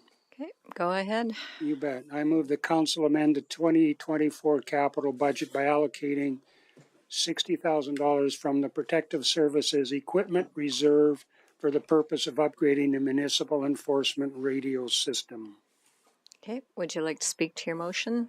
Very briefly, I'm surprised actually that you guys couldn't communicate directly for as long as you actually, I don't know why it took so long. I think it's an absolute no-brainer, so let's get the job done. Okay, thank you. It's open for discussion and debate. Councillor Blissard. I'll support this. I had the same thoughts, no brainer. How long did you actually were you not able to talk? Because it sounds like in the past you were able to get on the same wavelength. Your Worship, through to Councillor Blizzard, I believe it was 2018 when the switch was made to the AFRAC system, and that's where the two kind of parted ways, and we didn't have access to those encrypted channels. So 2018 and previous, we would have had direct communication, and since AFRAC's, we haven't. So 2018 would have been the last time. Okay, so, and it's been tougher, I suppose, in those last 6 years? It is quite a struggle to have that direct communication when you need quick responses. Yeah. Definitely worth it. Thanks. Okay, thank you. Councillor Batoye. Thank you. Thank you for your presentation. My question, I'm not sure if my question is to you though, is on the financial implications. So is the life cycle going down from 10 to 5 years? I'm sure that's a question for administration. Because it says that that the life cycle was 10 years, living 5. Just if you look on the financial implications.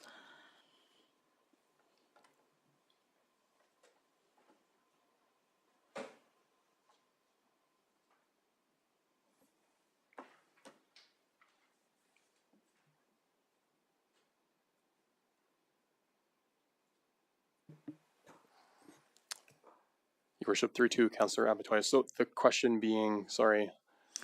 So on the financial implications, so typically when we put money aside for capital expenditure, we'll start to get set up a reserve for replacement, right? And so on the financial implications, it says that it will take 10 years for it to be replaced. But I'm wondering if that 10 years is now being reduced to 5 years. Is that what it is? No, this would be where we would be upgrading our current radios and keeping them for that full 10-year life cycle. So we would keep all the same radios we have, just upgrade them with some new equipment, and then at that 10-year life cycle, we would look at, do they need to be replaced at that point. Okay, I wasn't too clear because the last sentence says the upgraded radio will be assessed in 5 years to determine if they need replacement. But thank you. So it's still 10 years. Okay.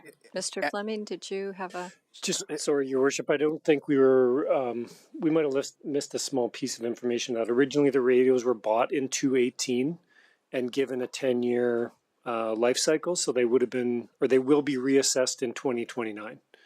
So we just wanted council to know we're doing an upgrade on the radios, but they are halfway through their life cycle. So in 2029, we'll be reassessing. Oh, I see. So, okay, got it. And Okay. we're saying it's worth doing anyway, but yeah.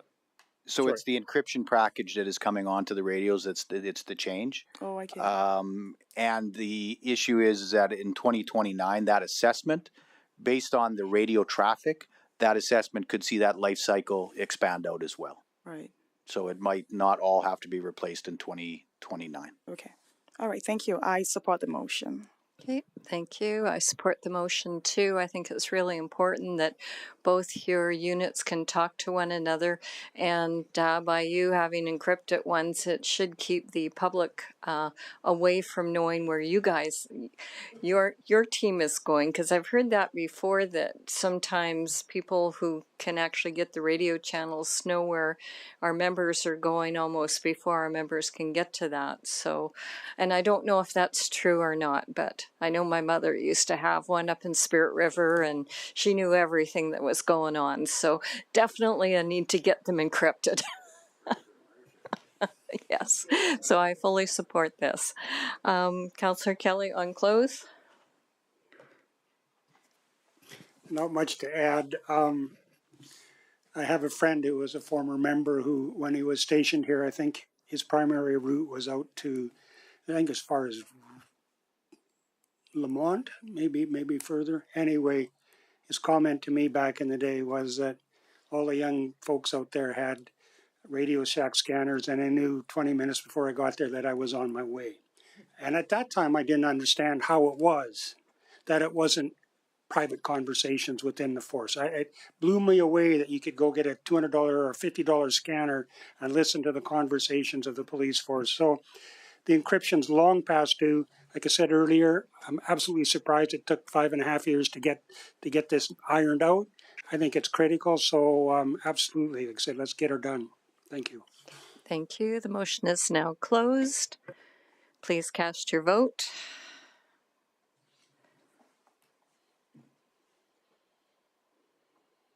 And that is carried unanimously. So thank you very much. I have been asked for a comfort break. So the natural one to be back would, I'm going to say 12 minutes. So 3:50 back in your seat. Okay, so we are in recess.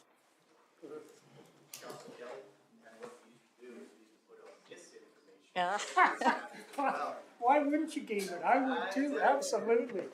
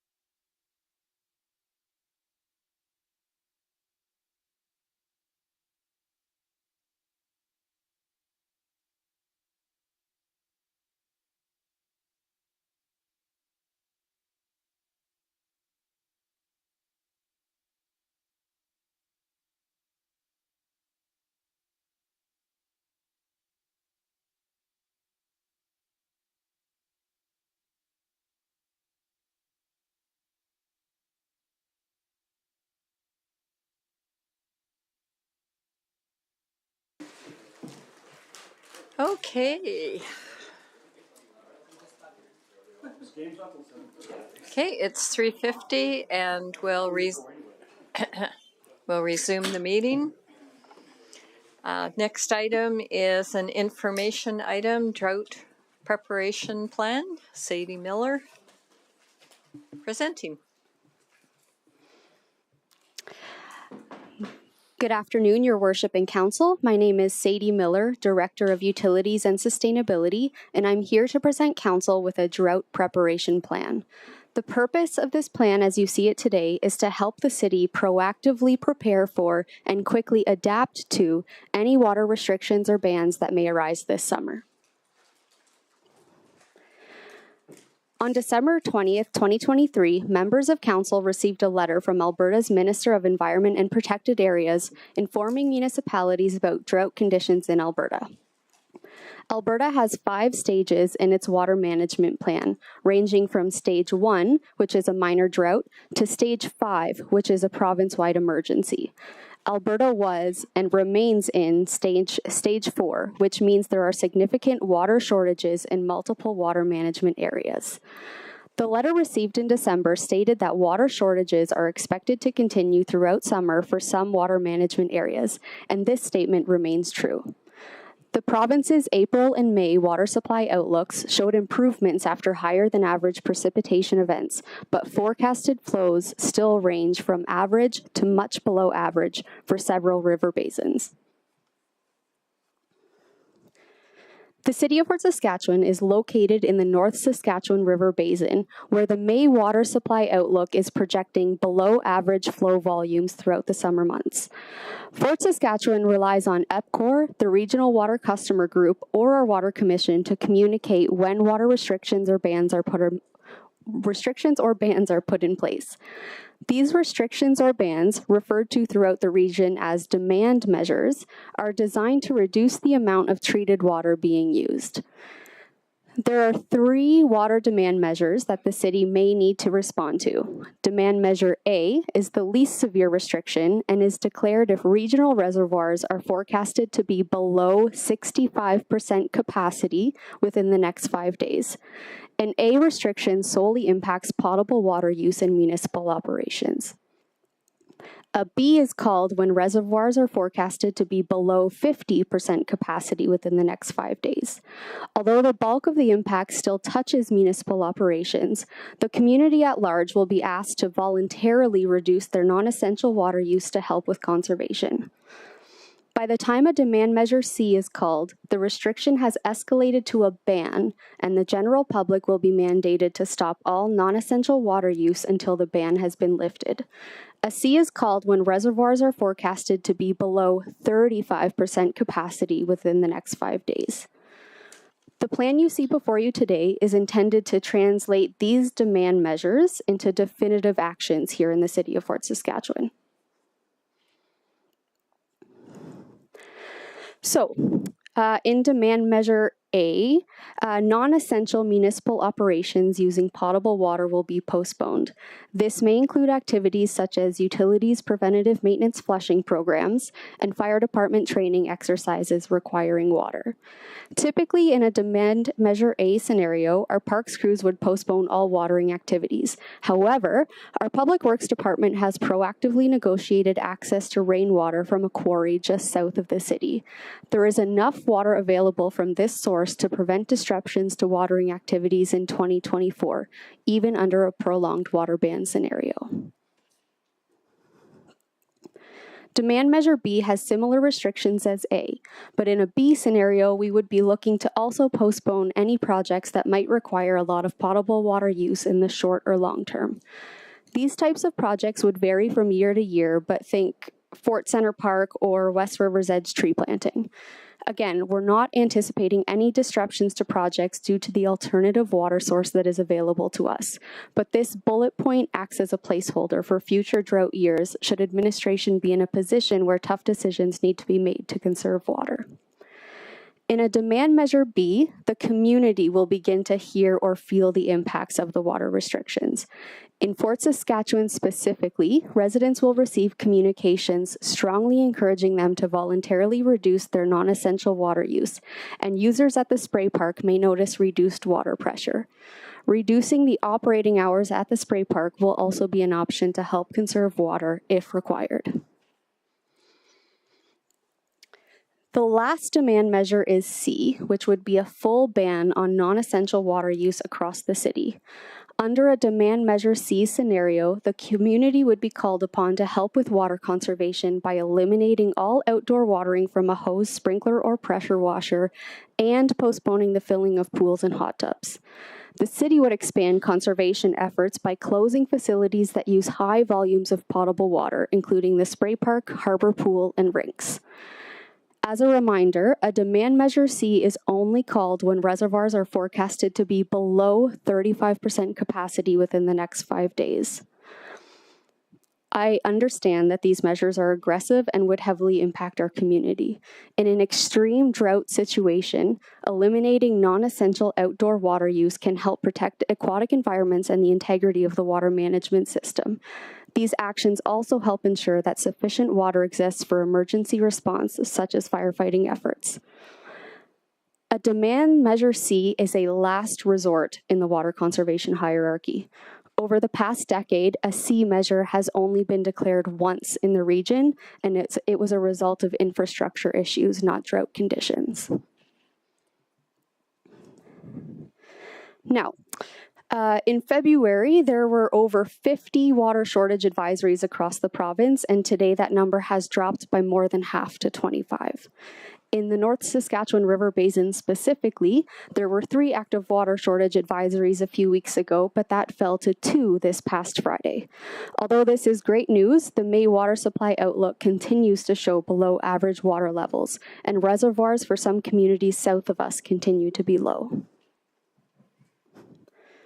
The drought situation throughout Alberta is constantly evolving. This drought plan will allow administration to adapt quickly and decisively should we be called upon to reduce our water consumption. It is our hope that these measures will not have to be implemented, but if they are, administration will closely monitor the success of our communications and conservation measures and may propose changes in the future. That concludes my presentation. All right, thank you very much. I'll open it up for questions. Go ahead, Councillor Macon. Thanks for your presentation. I was just curious, when you get to Measure C, does that include like community or private vegetable gardens, or are those considered more essential? Through your worship to Councillor Macon, we did specify hose, sprinkler, or pressure washer because large volumes of water do come out of there. For all residential gardens, we would permit filling of a watering can. I believe that would be the same expectation for community gardens, but that is something we could look at if it's not a practical solution for those groups. Okay, thank you. Councillor Harris. So you made reference to an agreement with a quarry operator south of Fort Saskatchewan. Is that one of the gravel quarries that's just south of Point-au-Pins? Through your worship, Councillor Harris, yes, it is. And there's a pretty substantial volume of water in both the lake and the unreclaimed area on the east side of that range road, and then obviously where they're mining and stockpiling gravel right now. Have we looked at using that as a primary source for water for things like tree watering, and as opposed to, because potable water still costs the city a substantial amount of money, you know, at the rate that it's charged at. Have we investigated using that for street flushing, you know, because ultimately it's basically clean water?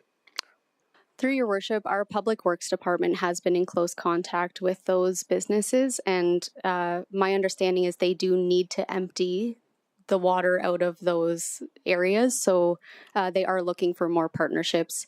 The last conversation I had with our parks team was they would absolutely use it in any water restriction situation, but the urgency for this business to get rid of the water in a shorter term would dictate whether that water is available to them before a restriction or ban was implemented. But it still creates an opportunity that we can reduce operational costs by potentially finding another source of water as opposed to using potable water? Absolutely, that's my understanding. Okay, so as long as administration is continuing to look at that, that's good. Thank you. Councillor Kelly. Thank you. I'm not sure either of my questions relate directly to your report, Sadie, so answer them if you can. If you don't want to or are unable, that's fine. It's a concern to me that we have within our region industrial operations that are using potable water for process. What happens with those rather large users if in fact EPCOR or the province announces some sort of management need to reduce supply or reduce consumption, reduce demand? That's the word I'm looking for. Through your worship to Councillor Kelly, I can provide you a half answer. We have different water licenses than the industries do.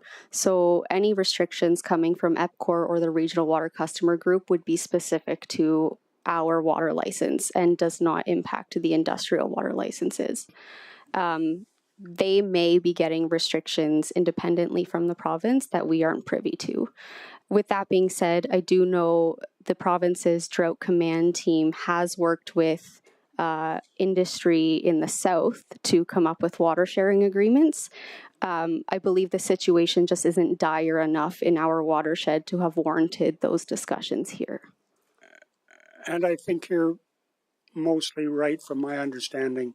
The industry I'm referring to, though, buys their water from the Water Commission, and it is potable water, part of the same source as the city of Fort Saskatchewan. So when we had demand level C due to the infrastructure issue last winter, do you know offhand, and I'm part of the commission and I don't know, so I'm asking, what happened with the demand structure of the industrial users at that period of time? Do we know?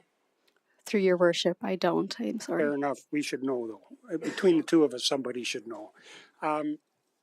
If I may, has administration considered whether or not we as a city need to be concerned about our long-term watershed future? I know I've raised this question several times in council, suggested maybe that it was a logical subject for the EMRB to take a look at, but I don't think that subject gained any traction at that organization. So as administration, should we be concerned about the long-term rivershed capacity? Through your worship, the scientific community has pointed out that there is expected to be reduced snowpack in the Rocky Mountains over the next century. We get most of our drinking water from melting snowpacks and glaciers. I do believe there is reason for concern, but I also believe that's why the government of Alberta has dedicated funds this year to look at drought in the province. I do know that the North Saskatchewan Watershed Alliance is doing a study right now on the impacts of climate change and water availability for all stakeholders, including municipalities. There are recent studies that just came out from the University of Waterloo and the University of Colorado Boulder saying we should be concerned and have a list of recommendations on things that governments can do to kind of proactively address these problems. So without causing a lot of concern, I do think we should pay attention to this. But I think there are a lot of organizations and governments coming together to address this. So we're not silent on it. I'm just not sure where the conversation's going to go. I'm going to turn over the mic and come back to that subject. Thank you. Okay, thank you. Councillor Blissard. Thanks for the presentation. So if Measure A is called, do we share that with the public? And mainly, I would think just, I guess, so the public, number one, is aware, and maybe even though they're not asked, they might contribute to saving some water? Through your worship to Councillor Blizzard, absolutely. Our corporate communications team is preparing a lot of great communication tools for all demand measures. We will also be releasing some just proactive conservation messaging just so the community is aware, even in a non-drought year, there is enough reason to conserve water financially and environmentally. So we do see value in this messaging regardless of what's happening with, snowpack and rainfall. Would you also do the same thing for the water we use from that, what do you call it, mine, the backup water supply source? Because I know I've heard people in the past going, here we have, we're in a dry time and there they are watering everything. Now, I know things need to be watered, but it might make sense to let people know. Through your worship, absolutely. We will definitely communicate where the water is coming from if we're continuing our beautification efforts. Okay, thank you. Okay, thank you. So I'm next in the speaking order. 2 questions. The first one, the bulk water, it says non-residential, but how do you do that at the water stations? So do they go in and suspend the non-residential accounts versus the ones like Clover Park who come and get water on their trailers? Your worship, when we discussed the implementation of that point, it was just we wouldn't renew or take additional funds to allow them to fill at the bulk water station. Other than that, there's not a whole lot of recourse, but generally speaking, we understand that non-residential uses do kind of taper off when bans are announced. So okay, and second question, because I heard this in when Edmonton put in that last ban and the car washes were asked to stop, and the car washes then went after the city to say, well, you've interrupted my business. So on a C, would businesses still be required to be interrupted?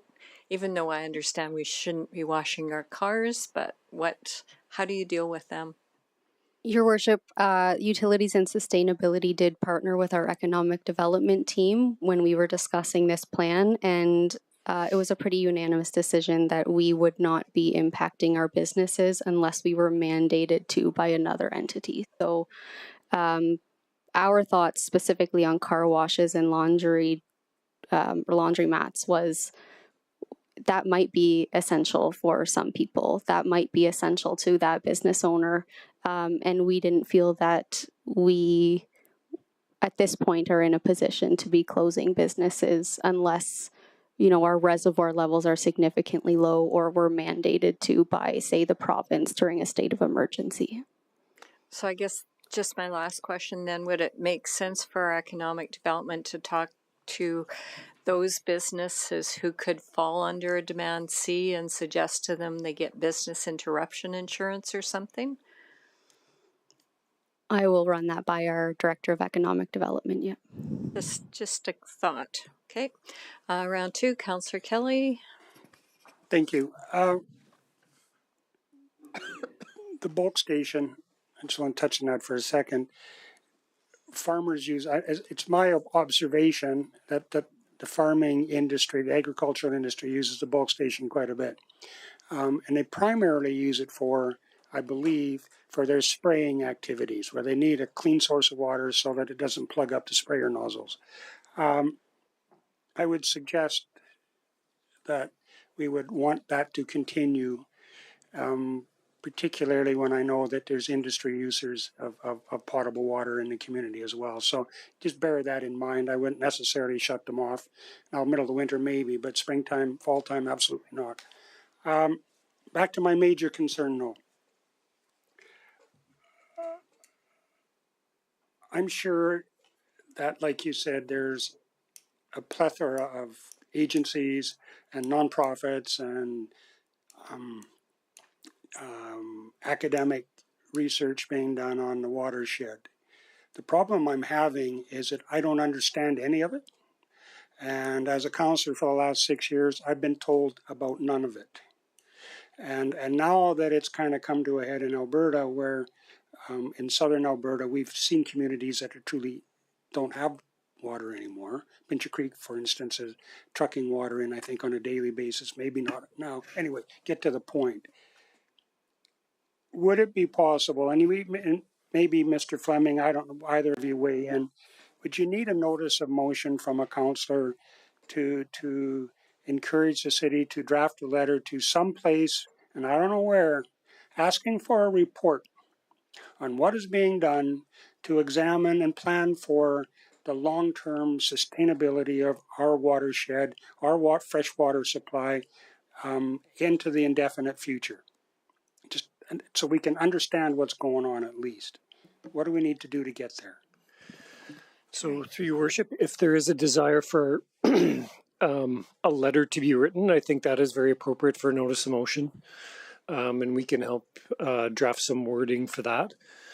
In terms of like who's looking at it and what's being done, I know just through the regional CAO meetings, I actually volunteered myself to take a bit of a lead to start asking some questions, mostly around the water restriction side of it, because I think I have a concern that all of the entities within the region aren't in alignment in terms of how we all plan to deal with water restrictions. And I would hate for our citizens to get treated more harshly than others because we take this seriously. And in my opinion, I'm not sure that there are others that will take it as seriously. But anyways, so I'm starting to ask questions about who to ask and who to talk to. But I do know that the North Saskatchewan Watershed Alliance is doing a study specific to, with respect to the watershed and the supply.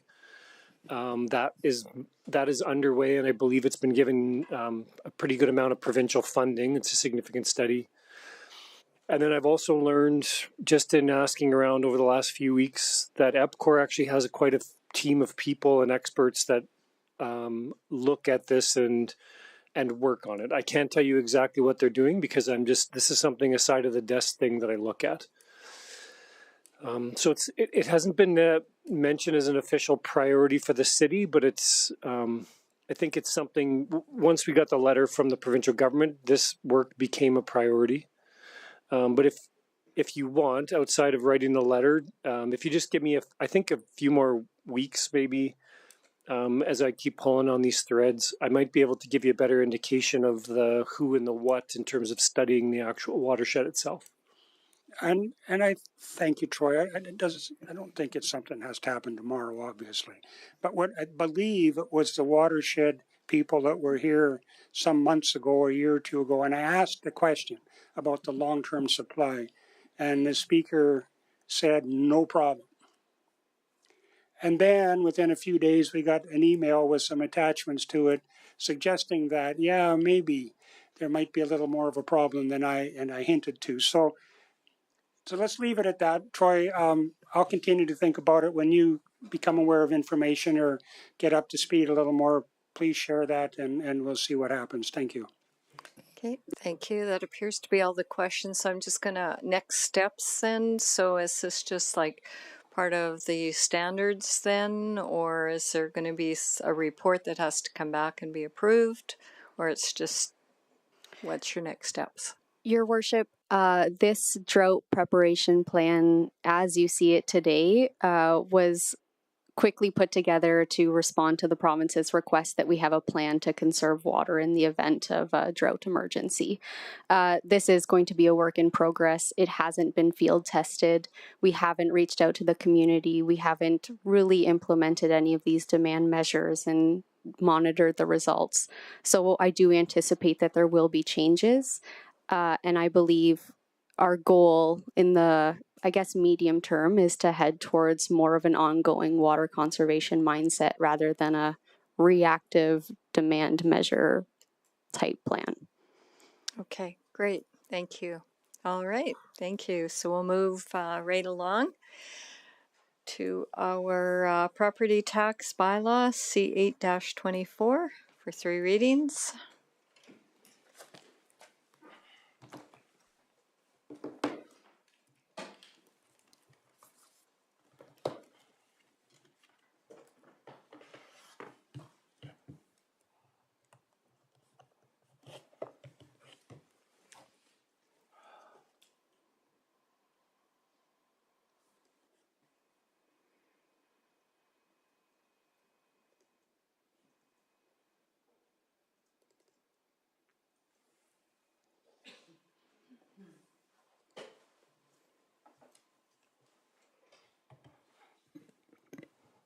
Good afternoon, Your Worship and members of Council. My name is Jeremy Eamon, Chief Financial Officer, and joining me is Kathy Lankoff, Acting Manager, Budget and Financial Planning. We're here to present Bylaw C8-24, which provides for the collection of 2024 property taxes, and to request the Council give the bylaw 3 readings today. This is necessary to meet production deadlines for the property tax notices, which are scheduled to be issued on May 24th. The key purpose of Bylaw C8-24 is to establish the 2024 municipal property tax rates. This is done in accordance with the Municipal Government Act and Property Tax Policy FIN 27-C. The policy states that the setting of municipal property tax rates requires judgment on the part of Council, with multiple key factors to consider, balancing the interests of the overall community, distributing the tax burden fairly and equitably, and maintaining an affordable environment for residents and businesses. The bylaw ensures that sufficient tax revenue is raised in order to fund the programs and services approved for within the 2024 municipal budget. It also provides for the collection of property tax requisitions on behalf of the Province of Alberta and the Heartland Housing Foundation. Provincial requisitions of approximately $15.5 million are collected to support provincially funded education, and approximately $150,000 to fund the preparation of designated industrial property assessments. The Heartland Housing Foundation requisition of approximately $705,000 provides revenue for a portion of the Foundation's annual operating requirements to supply and maintain seniors housing within the city. On December 12th, 2023, Council approved the 2024 municipal budget, which established the city's municipal tax requirement. Subsequent to this, several adjustments were made to the budget by Council and administration. Just highlighted adjustments include additions of $30,000 for an industrial competitiveness strategy and tool set, and $100,000 for a historical impact assessment. $200,000 was removed for the Alberta Industrial Heartland Process Water Contribution, and approximately $5 million was removed from the capital budget for the Veterans Way Corridor Widening and Pedestrian Crossing North projects. Amended 2024 operating and capital budgets, along with a tracking sheet showing these and other budget adjustments, are provided in the Council report.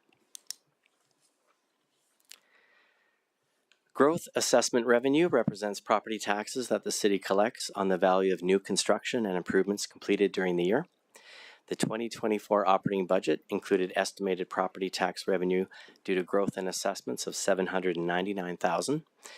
At budget time, conservative estimates of the growth revenue are used, since the property assessments are not finalized by the assessors until the following spring.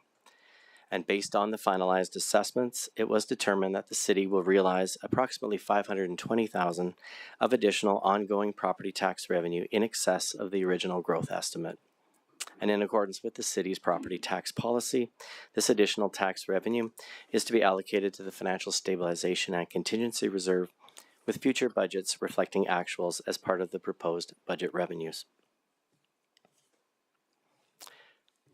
Next, I'll review the estimated annual property tax impacts to both residential and non-residential property owners, starting with residential.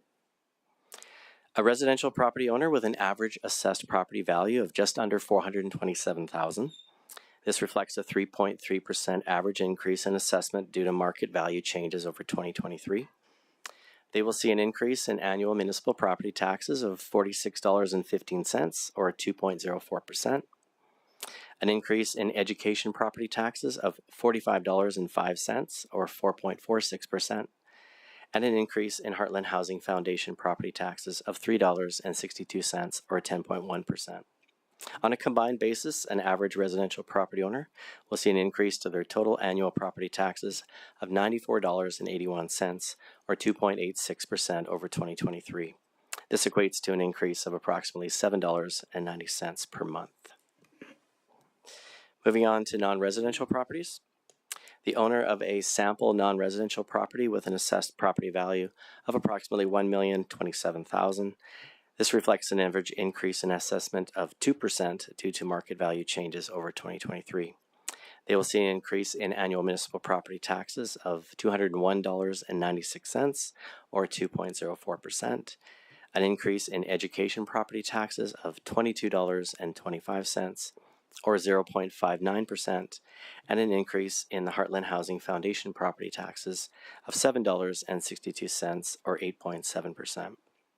On a combined basis, this sample non-residential property will see an increase to its annual property taxes of $231.83, or 1.69% over 2023, which equates to an increase of $19.32 per month. Please note that the education taxes are distributed between residential and non-residential using equalized assessments as determined annually by the province. And these tax impacts are estimates only.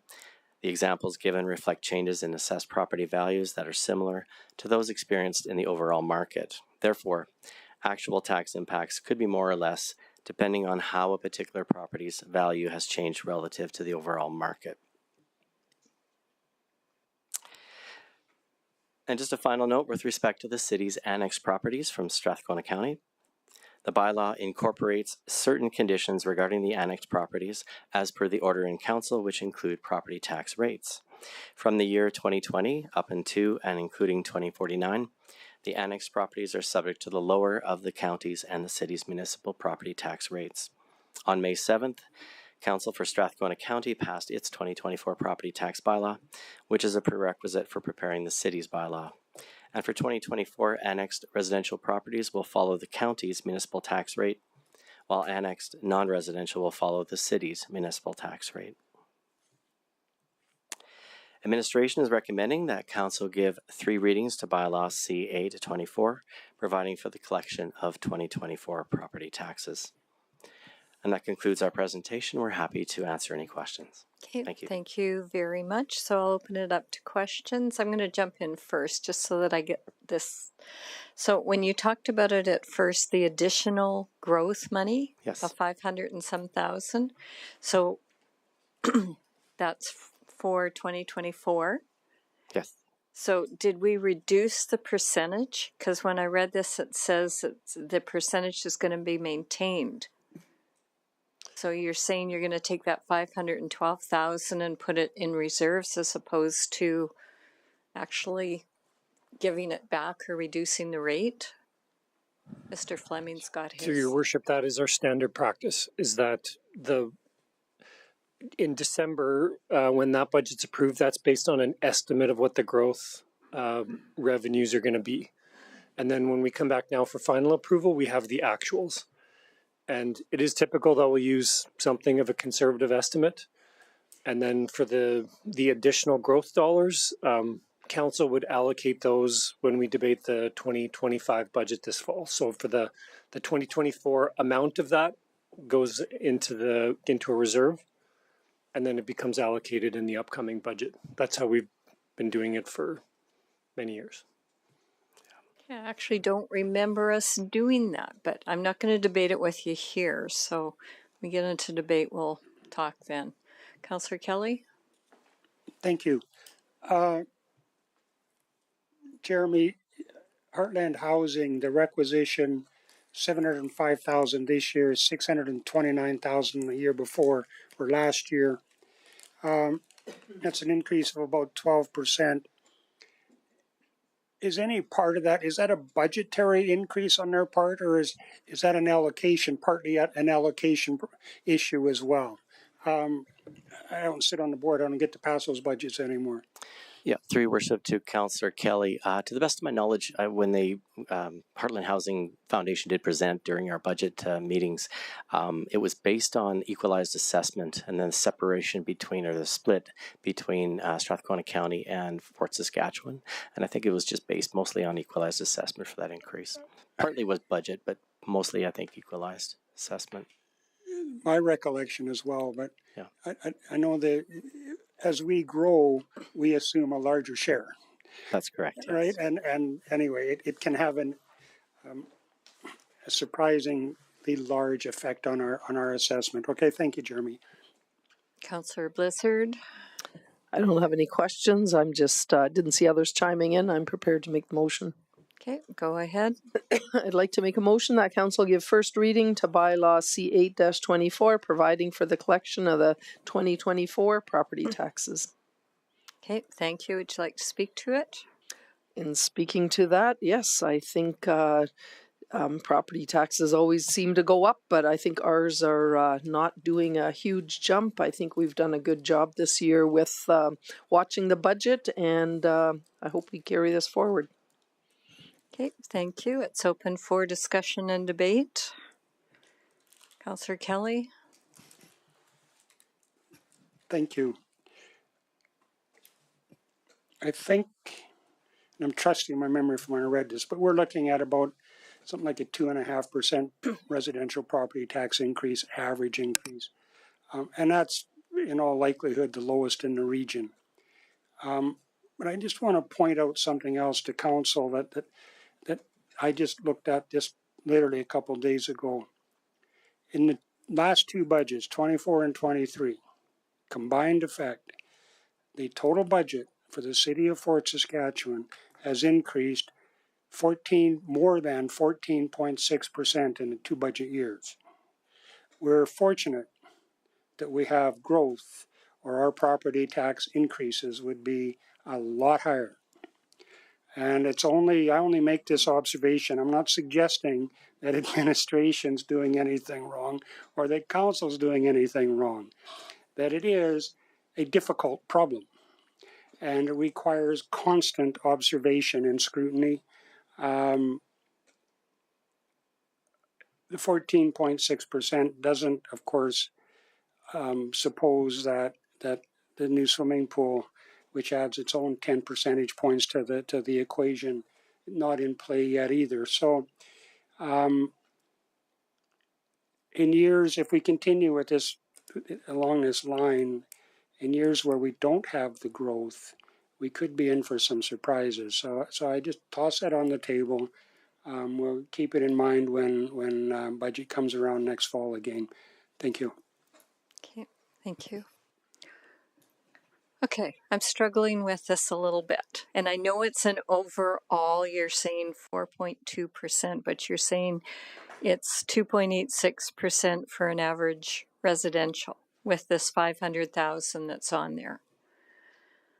So because we're not spending that money in 2024, and I realize it's philosophical, why would we not look at, that's 1%, that's over 1%. And I've always been very respectful of saying, if we need a tax increase to support our growth, I've supported that.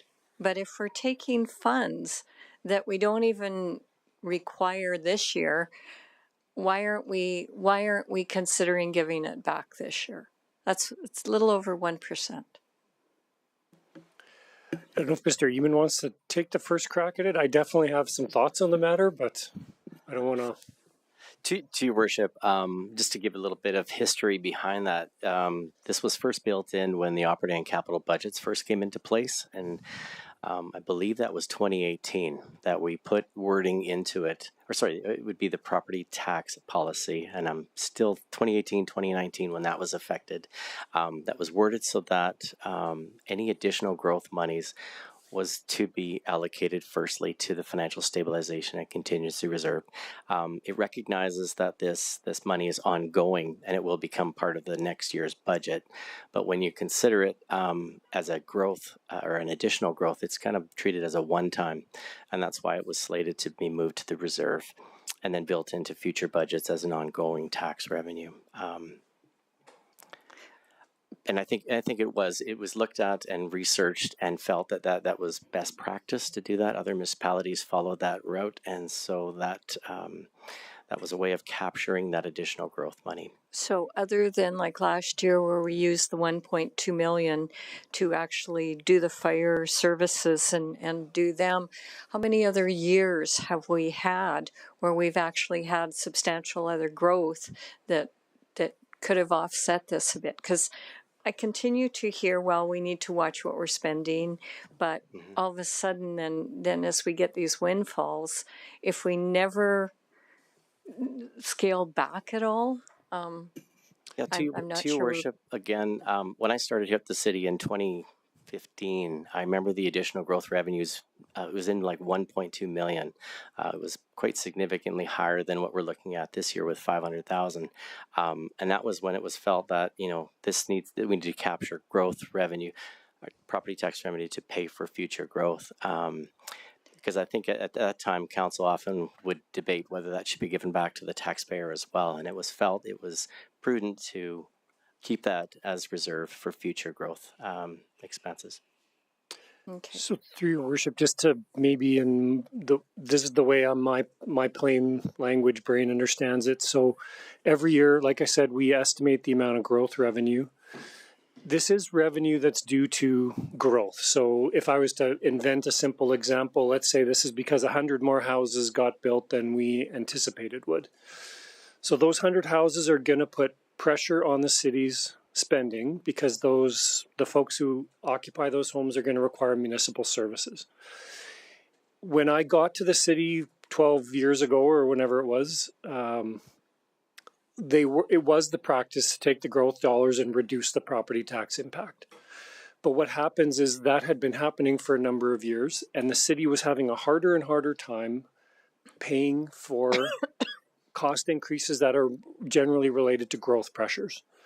So if you take the revenue from the 100 new houses and use it as a tax break for the entire tax-paying population, which is kind of what you're talking about, saying take the growth money, reduce everyone's taxes, then when you come back in the fall, you're going to have plan requests in front of you that relate generally to growth. I know there's going to be some. We've already internally talked about them and we've brought them to council. So the practice we adopted at that time was take that year's allocation and put it in reserve, and then it gets allocated into the ongoing budget in the fall when you have the full picture in front of you and you're able to make spending decisions. So, and we've been doing this since 2016.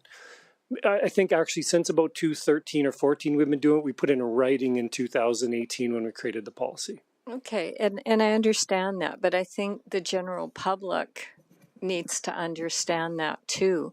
And I mean, we have had growth requests and we said, no, we weren't going to increase our taxes this year, i.e. policing said they needed some, but we would push it off, you know, so I guess sometimes I'm a little frustrated because we're supposed to be budgeting for the growth. And then when we get a growth request, we turn it down and then we get the money and then we put it into financial stabilization reserve. But that could have been utilized towards the requests that we already had. Had we predicted that revenue more aggressively in the fall, there would have been more, I guess you could say, revenue available to allocate. But we really do try to take a pretty frugal approach every year when we bring the budget forward. And growth is a double-edged sword for all communities. And not only have we been a high growth community, but based on the statistics I've been looking at in the last few months, I actually have a feeling we're about going through a bit of a population boom at the moment. So the budgets and the plan requests for these next few years, utility operators, development, building code officers, planners, engineer, like there's going to be staff that are required to service this new population. So no, and I understand that. You know, just when I read the report, it was like you always know what's going to be reported, and it's going to be like, oh yeah, they got this extra money and they didn't give us anything back. So people have to understand that, and I know it's very difficult to convey that, but you know, I just want to make sure that, you know, we are utilizing our growth money, you know, for what it's supposed to be used for. Okay, I've lost my order here now, but let's see. You've spoke once, right? Okay, so I'll go to Councillor Abatoye and then Councillor Macon and then back to Councillor Kelly. Thank you. Just a curious question. Outside of the tax assessment funds, what else is a source of fund for the financial stabilization reserve? Through your worship to Councillor Abatoya, so it's the annual surplus or deficit gets allocated to that financial stabilization and contingency reserve. Okay, so that's the other source of fund for that. Okay, thank you. I absolutely support the motion. I actually think that's what administration is doing here with the tax assessment makes sense. That's all I'm going to say. I support the motion, and yeah, that's it. Okay, thank you. Councillor Macon. Thank you.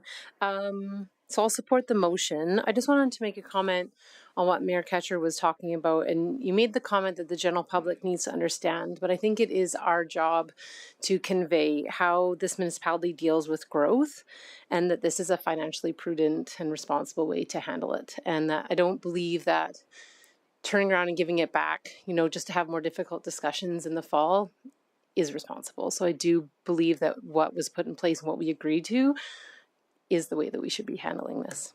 That's all I got. Okay, thank you. Councillor Kelly.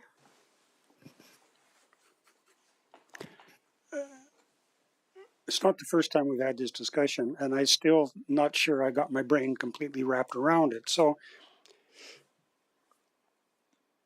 the issue is unbudgeted growth and assessment base. That assessment base will be in position for next year's budget. So it's a given that it will be in next year's budget. The act of keeping, in this case, the 500 and whatever thousand it is in my mind a one-time decision. And is that correct? Through your worship, Councillor Kelly. Yes, it would be. And the fear that I think you folks have, is that because we under budgeted this year, we're going to give an artificial blip down in the property tax assessment for the coming year, which then makes 25 problematic. Is that what I'm hearing from you? Through your worship, we didn't want to say it like that, but well, let's get it on the table. Sure. Yeah, yeah, for sure. Again, if you let's say over a decade, the decade before I got here, if you continue to take a portion of revenues from growth, property taxes paid by new houses or new businesses or whatever, and use that to reduce the property tax burden for the existing taxpayer, you significantly fall behind. And to your point, there's probably a threshold in all municipalities that property taxes will only go up by so much as is politically accepted. And that makes sense to me too, because people know roughly what inflation is, and what it does is you can continue to raise property taxes by the amount of inflation, but if you're giving back a portion of your growth revenues every year, you won't keep up, right? So I hope that makes sense. Except your last statement, we're not giving back a portion. It shows up on next year's budget by default. So we're not giving anything away. It's just the unanticipated portion this year. Our stabilization reserve has a balance of what? And what is the optimal balance, please? Through your worship, Councillor Kelly, so the balance at the end of 2023 was just over 12 million, and I think the optimal balance is just under 15. So we're still a little ways away. Still a bit light there, Jeremy. Yes. And for that reason, I understand the position that administration is in, but sitting up here, it's a little different too, right? And I like to think that I'm doing my best to keep costs under control for everybody in the city, not just myself. So let's leave it at that. At 500,000, it's not going to break the kitty. Last year was more interesting until we dealt with it and spent it. So anyway, I'll support the motion, and I think the budget and the 2.5% is certainly not a bad result for this year. Thank you. Okay, thank you. I'm going to go back on the speaking order again. So there's nobody, well, I'm not going to say there's nobody. For the 14 years that I've been the mayor and then 3 years as a councillor, I have been always talking about being prudent, about getting our financial reserves up so that we've got money so that we can build for the future. And we actually started our future capital reserve, which has paid cash for the JRC renovation that's being done.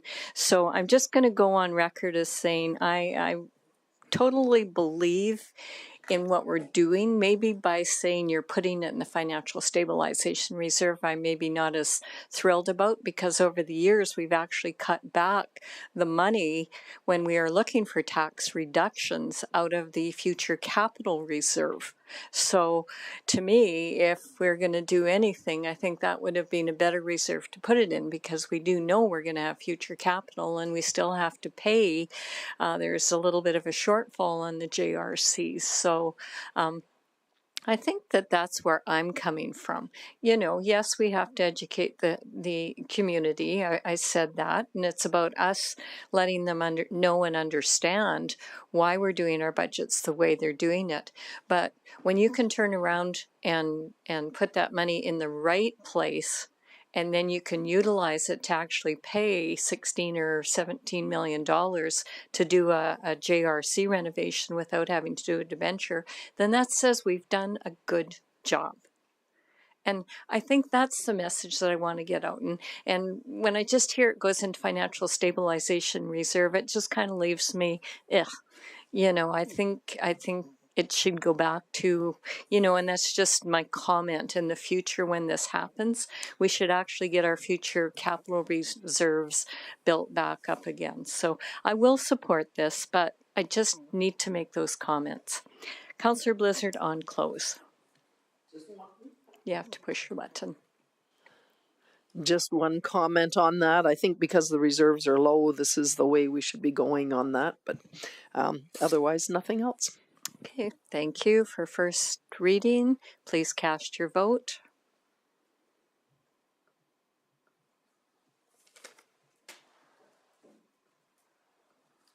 That is carried unanimously. Would you like to continue?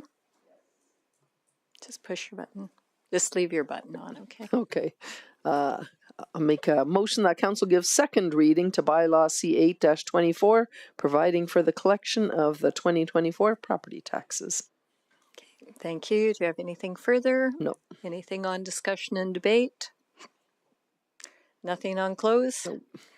I'll close the motion. Please cast your vote for second reading.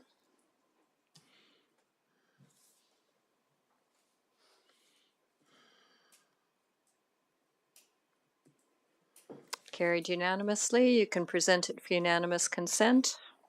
I make a motion that council provide unanimous consent to proceed with the third and final reading of bylaw C8-24, providing for the collection of the 2024 property taxes. Thank you. I'll close the motion. Please cast your vote.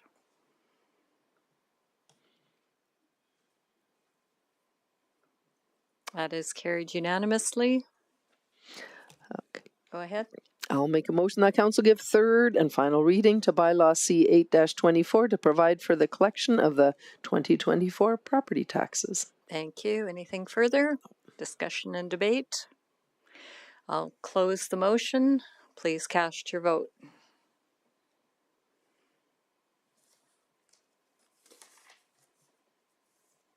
And that is carried unanimously. Thank you very much. Okay, the next one we have is bylaw C6-24, Fort Saskatchewan Lions Club loan for 3 readings. Jeremy Eamon and Andrew Kaiser presenting.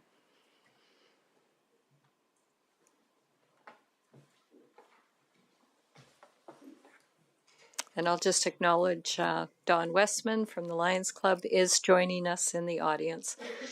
It's been a long afternoon for you. Good afternoon, Your Worship and members of Council. My name is Andrew Kaiser, and I'm the City's Director of Legislative Services. And with me this afternoon is Jeremy Eamon, the City's Chief Financial Officer. We are before you today to present bylaw C6-24, which is a bylaw to authorize an interest-free loan of $150,000 to the Fort Saskatchewan Lions Club for the expansion of the Fort Lions Campground. In September of last year, Don Westman, who, as you stated, has been toughing it out in the gallery today, and is also the chairman of the Fort Saskatchewan Lions Campground Committee, presented to Council on the status of the campground operations and the need for some additional funding to see the campground expansion project through. Following that presentation, Council passed a resolution indicating its support for the loan to the club, so long as development permits are granted for the campground expansion project, a legal agreement for the loan and repayment is executed between the Lions Club and the city, and finally, that financial statements are provided by the Lions Club to the city.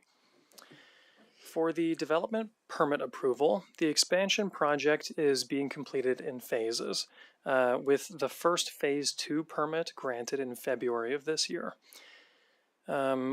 Additionally, for the second term that council proposed, the detailed loan agreement has been negotiated, ensuring that the Lions Club meets all financial commitments through the interest-free repayment plan. And further, the loan will be funded from the Financial Stabilization and Contingency Reserve with a structured repayment plan over 5 years. And finally, the Lions Club has submitted all required financial statements, confirming their capacity to manage the loan repayment. Bylaw C624 is the final piece required to facilitate the loan, as Section 265 of the Municipal Government Act states that a municipality may only lend money to a nonprofit organization when that loan is authorized by bylaw. The bylaw has also been advertised in accordance with the Municipal Government Act. Administration's recommendation is that the bylaw be given 3 readings, and that concludes my presentation. I welcome any questions you may have. Okay, thank you. I'll open it up for any questions. Okay, I'll go to Councillor Harris first.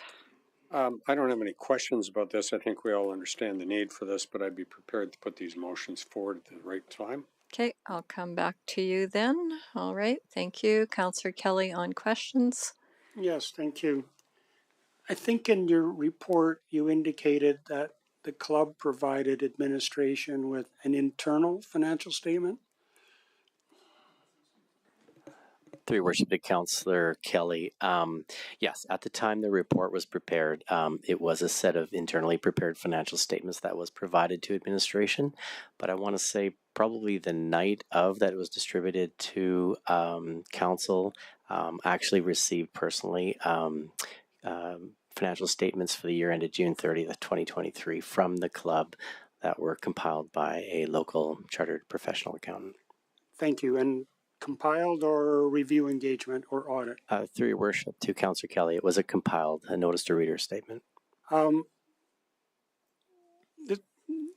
Not that I'm suggesting there's any problem whatsoever here, but this particular report caused me to spend a couple hours Googling the requirements in Alberta under the Societies Act.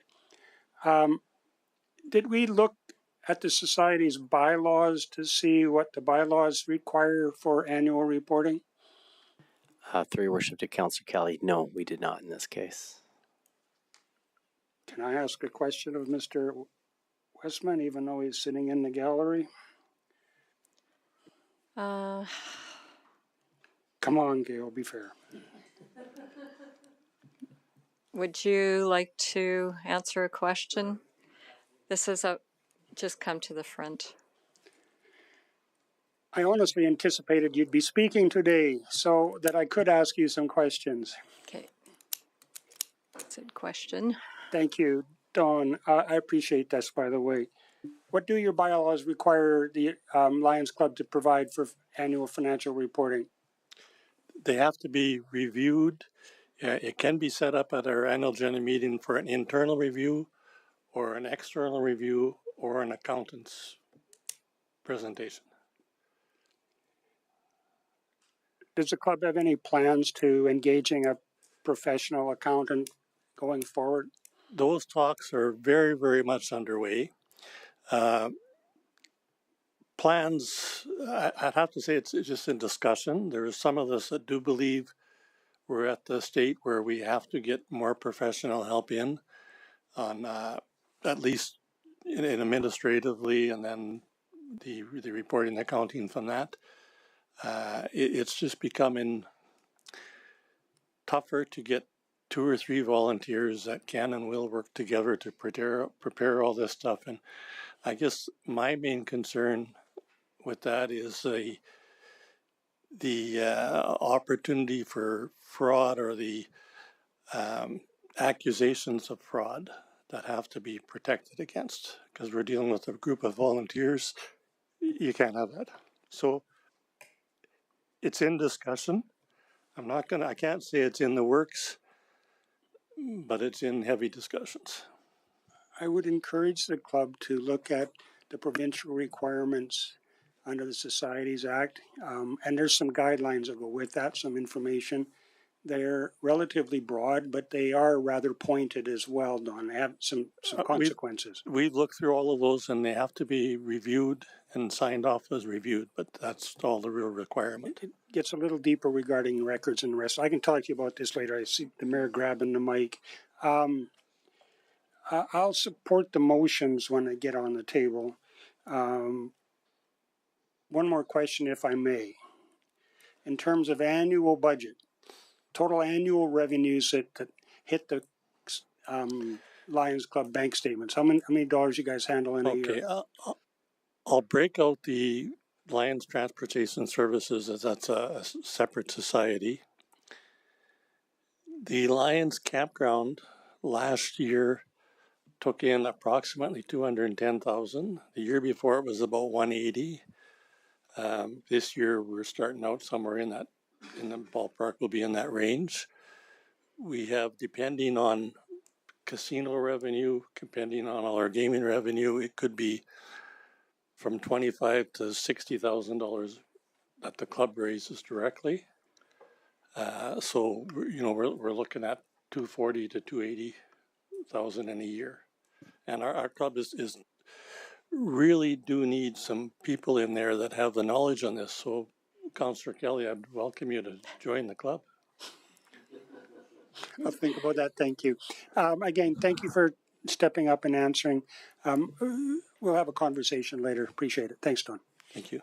Okay, so since I've opened the door, and there was a question kind of alluded to in our delegation portion, right, saying that you got sufficient funds, but since the door's been opened and this, just talk about what you give back to the community. I'm going to give you that 2 minutes. I'll comment on Mr. Fluker's comments and to a point.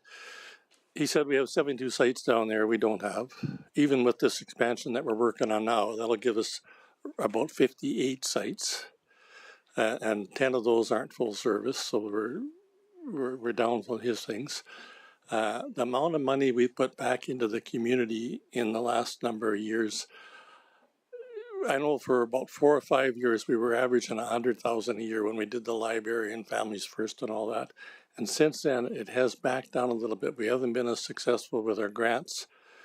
We have put some money into, we purchased a building here to try to get back to the community that way, with a place for nonprofits to meet at a reduced rate and things like that. So there hasn't been as much money put in the last couple of years as there was 3 or 4 before. But with this loan, we fully anticipate we can get back up to that level in a hurry. That's the goal here. If without the loan, he's right, we could have the money to do it, but it would mean virtually zero going back into the community for 3 to 4 years. Great. Thank you. I just felt it was fair to give you the opportunity since I've already opened the door here. So thank you. And I'll have you return to your seat. All right. So let's see where we at. Okay. It doesn't look like any more questions. I'll go to Councillor Harris for a motion. Yes, I'd be prepared to move that Council get just a second. C624 to authorize an interest-free loan of $150,000 to the Fort Saskatchewan Lion Club for the Lions Campground Expansion Project as set out in the May 14, 2024 request for decision. Thank you. I'll accept the motion. Would you like to speak to the motion?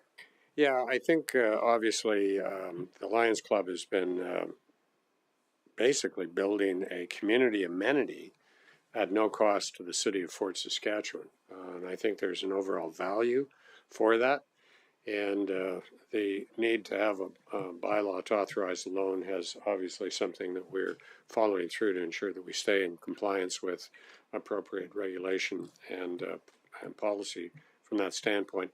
So I'll support it on that basis because I believe it makes sense And I realize there was an opposing comment today.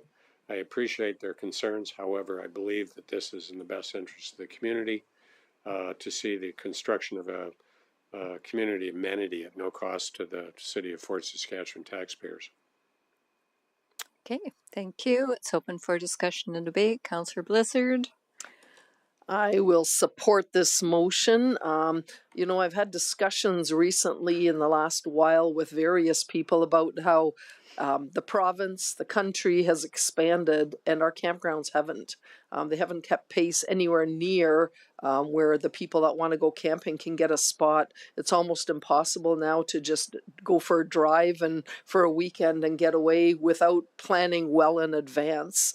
You're warned way ahead to make plans. So I don't that this isn't going to cure it, but this will certainly help along the way. I think we definitely need more spots for camping locally and far and wide.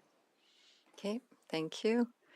So I'm just going to chime in here and say when I started with the city back in 1990, I think there was 20 camp stalls and 5 for tents. That's all there was. So there hasn't been much expansion over the years. And back in those days, now I sound like Stu Hennick, back in the old days, the city used to hire a contractor, and all the money that was raised from the campground fees just paid for the contractor.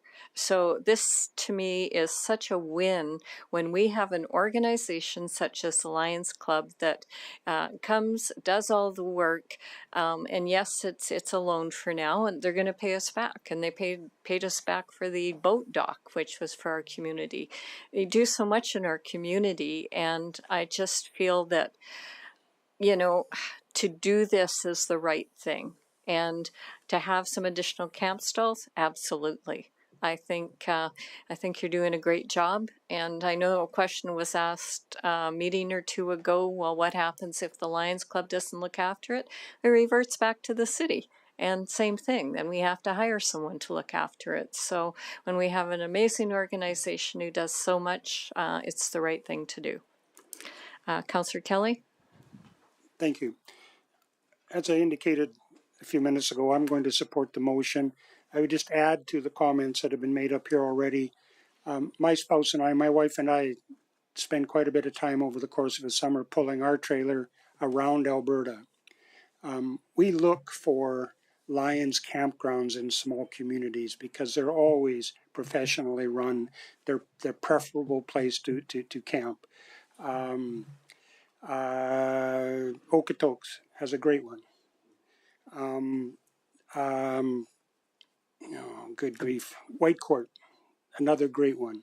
And we spend time in each of those every summer, and we will again this year as well. So yes, I support it, and I'm good with it. Thank you. Okay. Councillor Harris on close? Nothing. Motion is closed for first reading. Please cast your vote.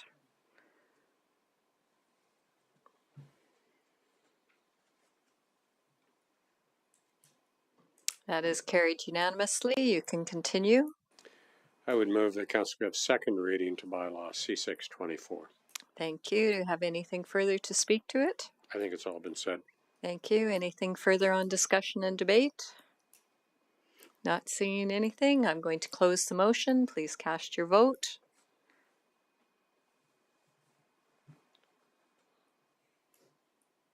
Carried unanimously. You may present it for unanimous consent. I would move that council provide unanimous consent to proceed with third and final reading for bylaw C6-24. Thank you. Close the motion. Please cast your vote.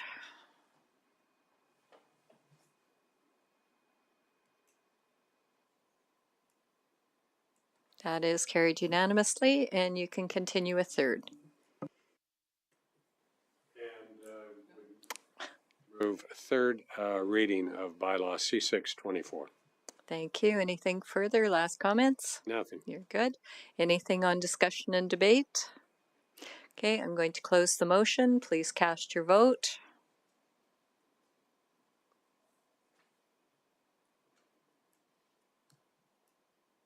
Carried unanimously. Thank you very much. And that will conclude that.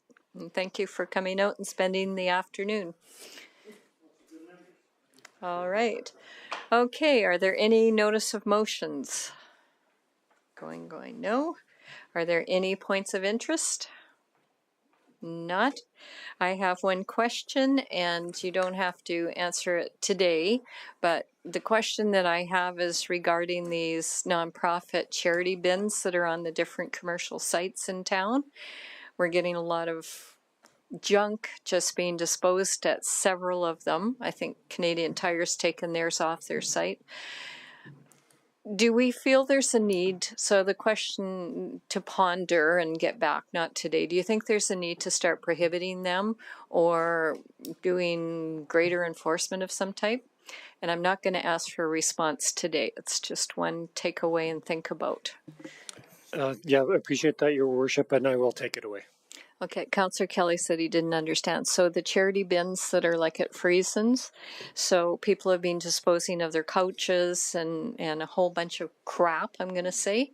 And usually once a week I send a Fort report in. But it's just getting out of hand. So I just would like administration to maybe think about, you know, and don't spend a lot of time on it. Just, you know, come back and say, yeah, do a notice of motion to prohibit them or do a notice of motion to do something. Just, okay, thanks. Points of, let's see, that was councillor inquiries. Anybody else? Nothing? All right, so I'll take a motion to go in camera. Oh, Councillor Macon. I'll make the motion that we move in camera for reasons covered under FOIP. Thank you. I'll close the motion. Please cast your vote.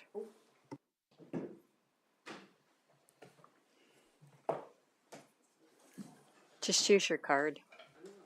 Oh, you got it? Carried unanimously. We now move to in camera.